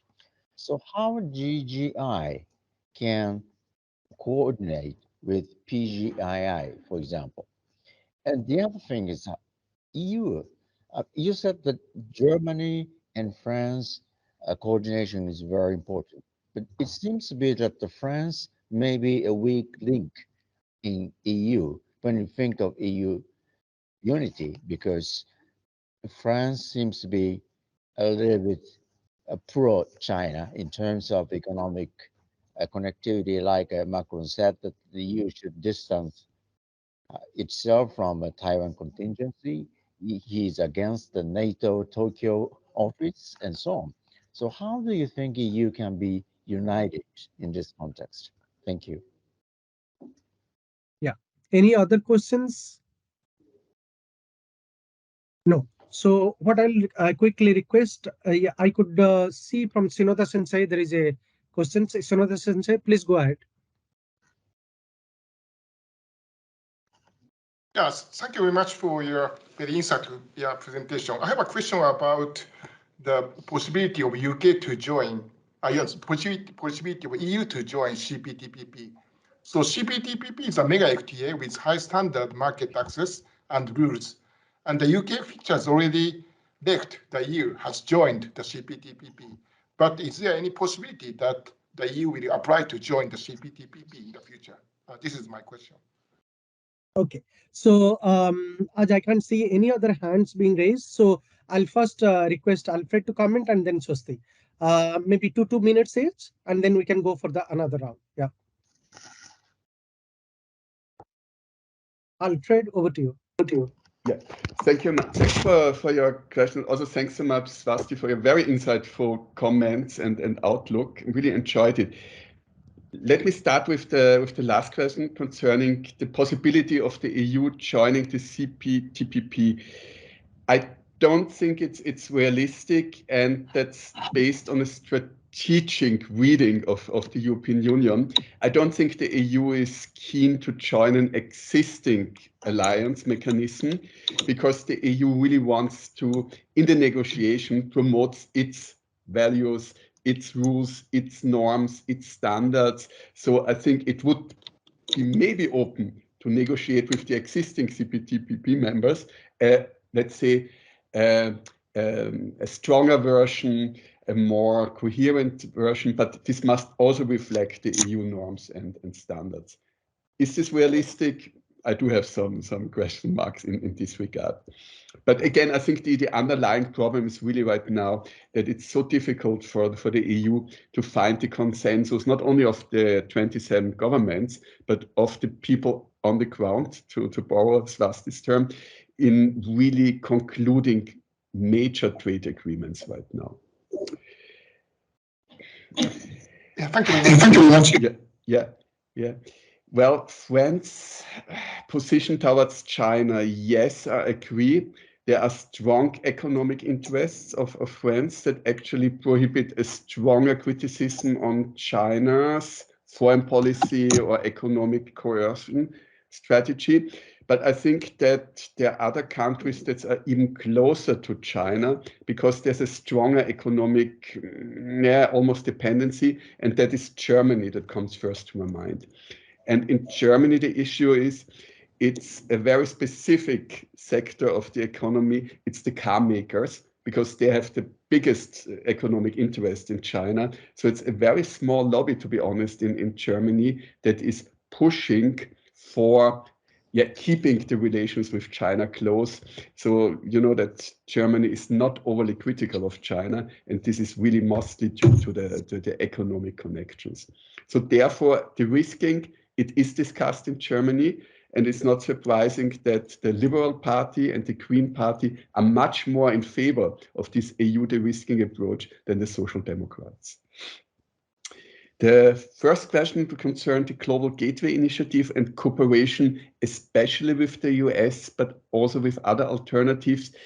Yeah, I think that all parties are really open to this kind of cooperation. But how it can be implemented, I think that's really one of the major puzzles ahead. Because then again, who is the lead partner? How is the cooperation worked out specifically? I think it depends on, well, you need a framework agreement, of course, that's the first step, but then the implementation must be done on a project by project base. So that's what I see. So really more pragmatic and less ideological, because it's really about implementing, about improving the infrastructure, and for this cooperation is necessary. How it should be conducted, for this I have to admit I'm not an expert. Thank you very much. Thank you, Alfred. Swasti, quickly, maybe in a few minutes, so that we can go for another round. Yeah, sure. So I think there was no question that was directed, directly to me, but having said that, I think when it comes to CPTPP, I think I agree with Alfred that European Union would not have that kind of an interest in pursuing something like this. I think they need to assess in a better way what really is the return to scale, especially after US has withdrawn, etc. So I think if at all they do, I'm not sure it is going to happen. I don't see when they talk about Indo-Pacific, there is this support either that they should be joining the CPTPP. So that's my reading of it. That I know where the question is coming from as to, there's no US, and then CPTPP could have it, and then if EU joins it, then let's see where it goes. But I don't see that happening. So I think that's one, and I don't think there was any specific question directed to me. So probably I'll wait for another one. Okay. No, thank you very much. In fact, I would encourage both of you, Alfred and Swasti, to look at the Q&A box. There is a questions from Graham, who is asking for the whole panel. If a Russia, China, and maybe adding Iran and North Korea alliance as the four main threats, especially in the eyes of the US, is the big threat to Indo-Pacific security, would the panel advocate for a revival of SEATO or the proposed NATO as a centralized defensive alliance, despite its many problems, or is the policy of multilateral or unilateral alliances such as the Quad, UNGUS, AUKUS, high-power defense agreement, ASEAN, US-led mutual defense treaties appearing to be the way forward to contain Russia, China by inflicting economic self-harm rather than military deterrence, the equivalent of SEATO? Is it really possible? So this is the gist of the question. So I don't expect both of you to answer it in length, but if you have any specific answer to this, you are most welcome. But I would encourage all of our audience to join us on 2nd November, where we'll be discussing similar on a similar issue. And you could see our website, which is you could go to the website of ISDP and register there. And the webinar is scheduled for 8:30 to 10 o'clock. The title of the seminar is in defense of the liberal international order. So you could register there, and some of these issues we are going to discuss that day, because we will be bringing a lot more security analysts, security specialists to talk about the liberal international order, where the division between Indo-Pacific and Euro-ASEAN politics is becoming more apparent. But with this note, let me invite both of you, each one of you, to share your thoughts, maybe very briefly, so that we can conclude this discussion. I could see actually Ambassador Prasad has raised the hand. Maybe Ambassador Prasad, you could come on to the video and ask your question.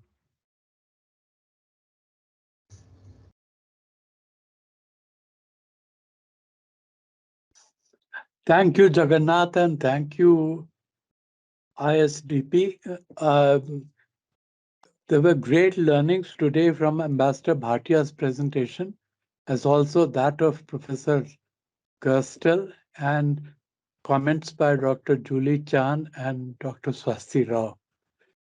I have, so much time has passed, I feel guilty even commenting, but I have one very short comment, one small suggestion, and one question. And the comment is that here we are discussing a difficult problematic, because geopolitically and geostrategically, there is polarization in the world, or growing polarization. But geoeconomically, especially in the Indo-Pacific, there is polycentrism or multipolarity, which is there to stay. The suggestion is that we heard from Ambassador Bhatia many interesting ideas about how regional initiatives could be taken by EU, India, and Japan together. But one small area which is outside of the Indo-Pacific is that Japan has had a long-standing TICAD, the Tokyo International Conference on African Development, for which in the last meeting, Japan has committed a substantial amount of money, $30 billion. Indian assistance is very modest, but growing. And we have an India-Africa Summit Forum. And then we also had this old idea of the Asia-Africa Growth Corridor, where nothing much has so far transpired.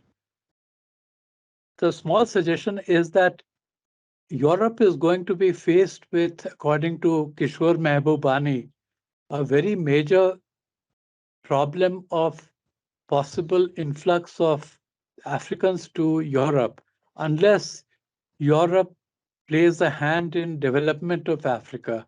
Because in the last century, Africans were a fourth of Europe in population. And by the middle of this century, they will be 5 times that of Europe. So there will be a natural demographic pressure.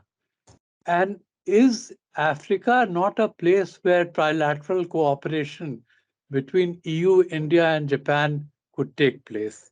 This is one suggestion. And the question is, Swati very rightly brought up the question of official security assistance. So in the first phase, the Japanese have announced that they will give 2 billion yen in 2023 for assistance to 4 Indo-Pacific countries, Philippines, Fiji, Bangladesh, and Malaysia. Can we expect a similar initiative from EU with reference to their greater interest in Indo-Pacific? Thank you, Jagannath. Thank you. So maybe I'll start with Swasti, you quickly, and then we'll end up with Alfred. Yeah, Swasti, over to you. Right. So let me just begin with the last point that Ambassador Prasad made, and thank you, sir, because I had not really the time to look into what all countries are now decided to be the recipient of the OSA. You mentioned 4 Indo-Pacific countries. That is the first batch, so it obviously is a signaling also. Number 2, you said that what is the possibility of the European Peace Facility, right? So obviously Europe came up again, and this is somewhere I give credit to Europe for being serious about its role as a security provider, that it came up with what is called a European Peace Facility, and it is a program which is to be given as a security assistance, and it is an off-budget instrument. So it is not really there in the EU budget. It's an off-budget instrument. Its ceiling has been raised several times, and now it's like Ukraine was the first recipient of that, and then they are now talking about last year when I was at the Schuman Security Forum in Brussels. They were already discussing to extend it to African countries. And this year in Paris, I mean, just a month ago in Paris, when I asked this question to the EU ambassadors and the different ministers who look after the European Peace Facility, and I said that, wouldn't it make sense for you to actually divert it to Indo-Pacific, considering that, Japan has an official security assistance? So the answer was, again, very diplomatic, which was that it is not there right now. But like I said, and in my remarks also, that that is a space that we all need to watch, because I see that a natural culmination of Europe's pursuit of a security provider would actually necessitate that they they shift their peace facility, that instrument, to the countries in the Indo-Pacific, maybe if not the major countries like the Quad countries, etc., like Japan, India, but definitely the rim countries, right, the smaller countries. So I see that there is a logic there, and it was not really completely rejected by the ambassador. They said that we are thinking about it. So I think that's what I would like to say on to that. To the other question on whether Indo-Pacific is more suitable to these nimble minilaterals, I think one has to understand, this is a question asked, I think, by Graham Davies, if I'm not wrong, in the chat box. So I think that, the strength of the Indo-Pacific actually lies in the fact that it has a rather fluid security architecture that kind of makes space for all these different kinds of initiatives to actually come and join hand. In many ways, it's futuristic because it is showing how where the world is going and how there will not be any watertight compartments when we are talking about security and economics, and perhaps it would be rather seamless. But for it to retain that seamless flavor, it is important that right now, at least from the perspective of India, that we are not really willing to give it any such name. We don't want it to be an Asian NATO there in the Indo-Pacific in any way. We don't want the Quad to be an Asian NATO. And I totally see the merit of the argument, because the point is that all these countries, and here we're referring to Japan and EU and India, we don't really want to fuel a narrative that that pushes the buy binaries, of hard security issues in the Indo-Pacific. We would rather stick to more comprehensive understandings, more multipolar initiatives. And I guess you have to understand, I mean, it's definitely a way to look at it, and you can argue that perhaps it is a weakness, but I think if you ask me or other scholars, many would agree that this really is the strength, because then you have a plus arrangement where you can get anybody. Five Eyes is very, is operating in the Indo-Pacific, and it has been operating, with both India and Japan.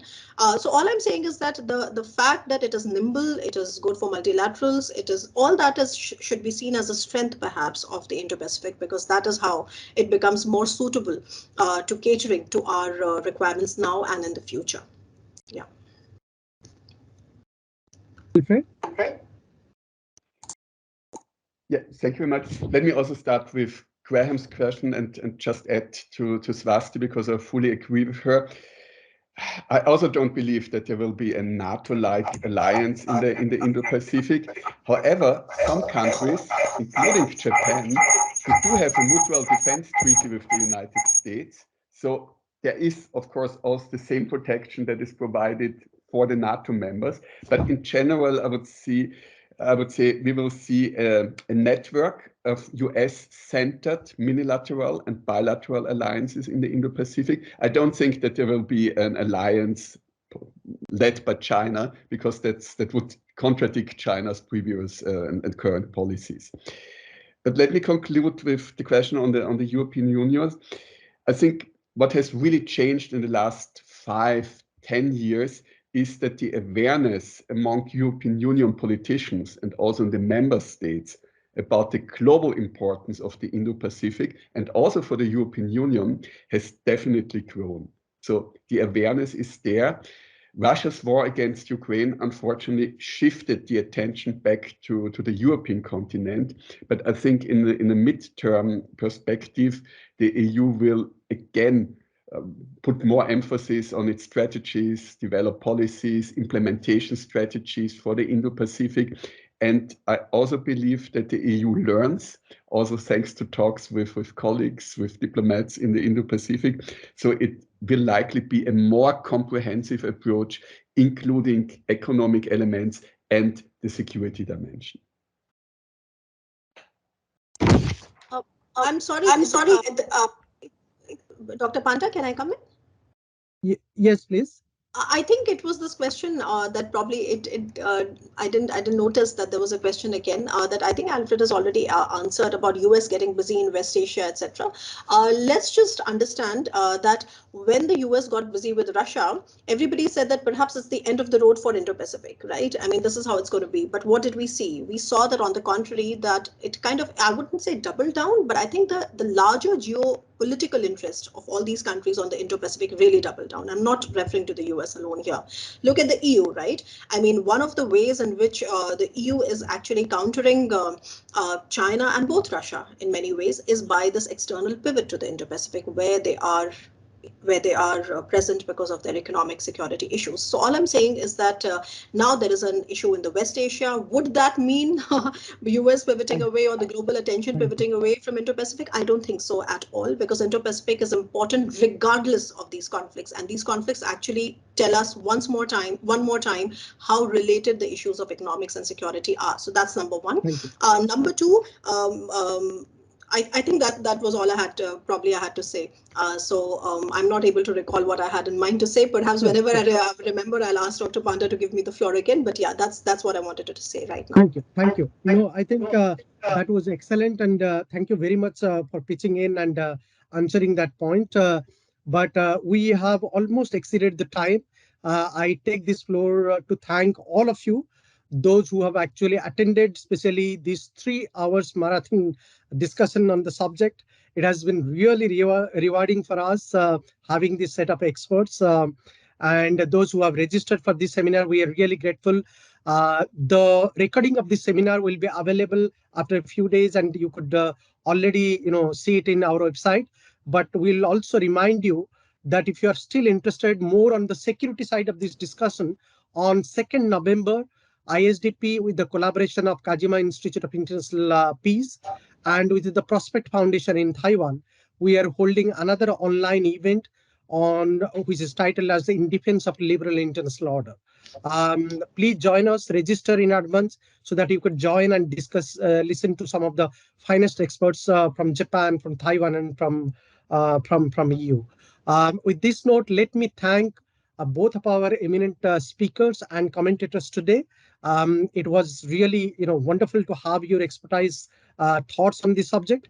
We are really grateful, and we'll be in touch with you. And certainly, if there is anything, we'll reach back to you in terms of logistical arrangement and further follow-up. But thank you very much, and we really appreciate your presentation. And I also take this opportunity to thank both the head of the institution, President Hiraizumi-san, and also our director, ISDP director, Dr. Nicholas Swanstrom, and all the esteemed Kajima members, and also the ISDP members who have joined, including Professor Sekiyama-san, who has been quite supportive in terms of leading the projects from the Kajima side. Thank you very much, and have a wonderful day, wonderful weekend ahead, and we'll see you again. Take care. And may I congratulate for ISDP for having this very wonderfully gender balanced panel. I think thank you, as a woman, I think it catches my attention, and that's a set of thing that I wanted to mention. Okay, thank you. I must share with you. Swasti.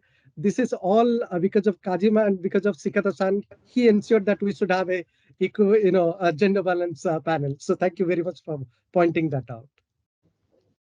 Thank you. Thank you. Have a good day. Yeah. Bye-bye. Bye. Thank you.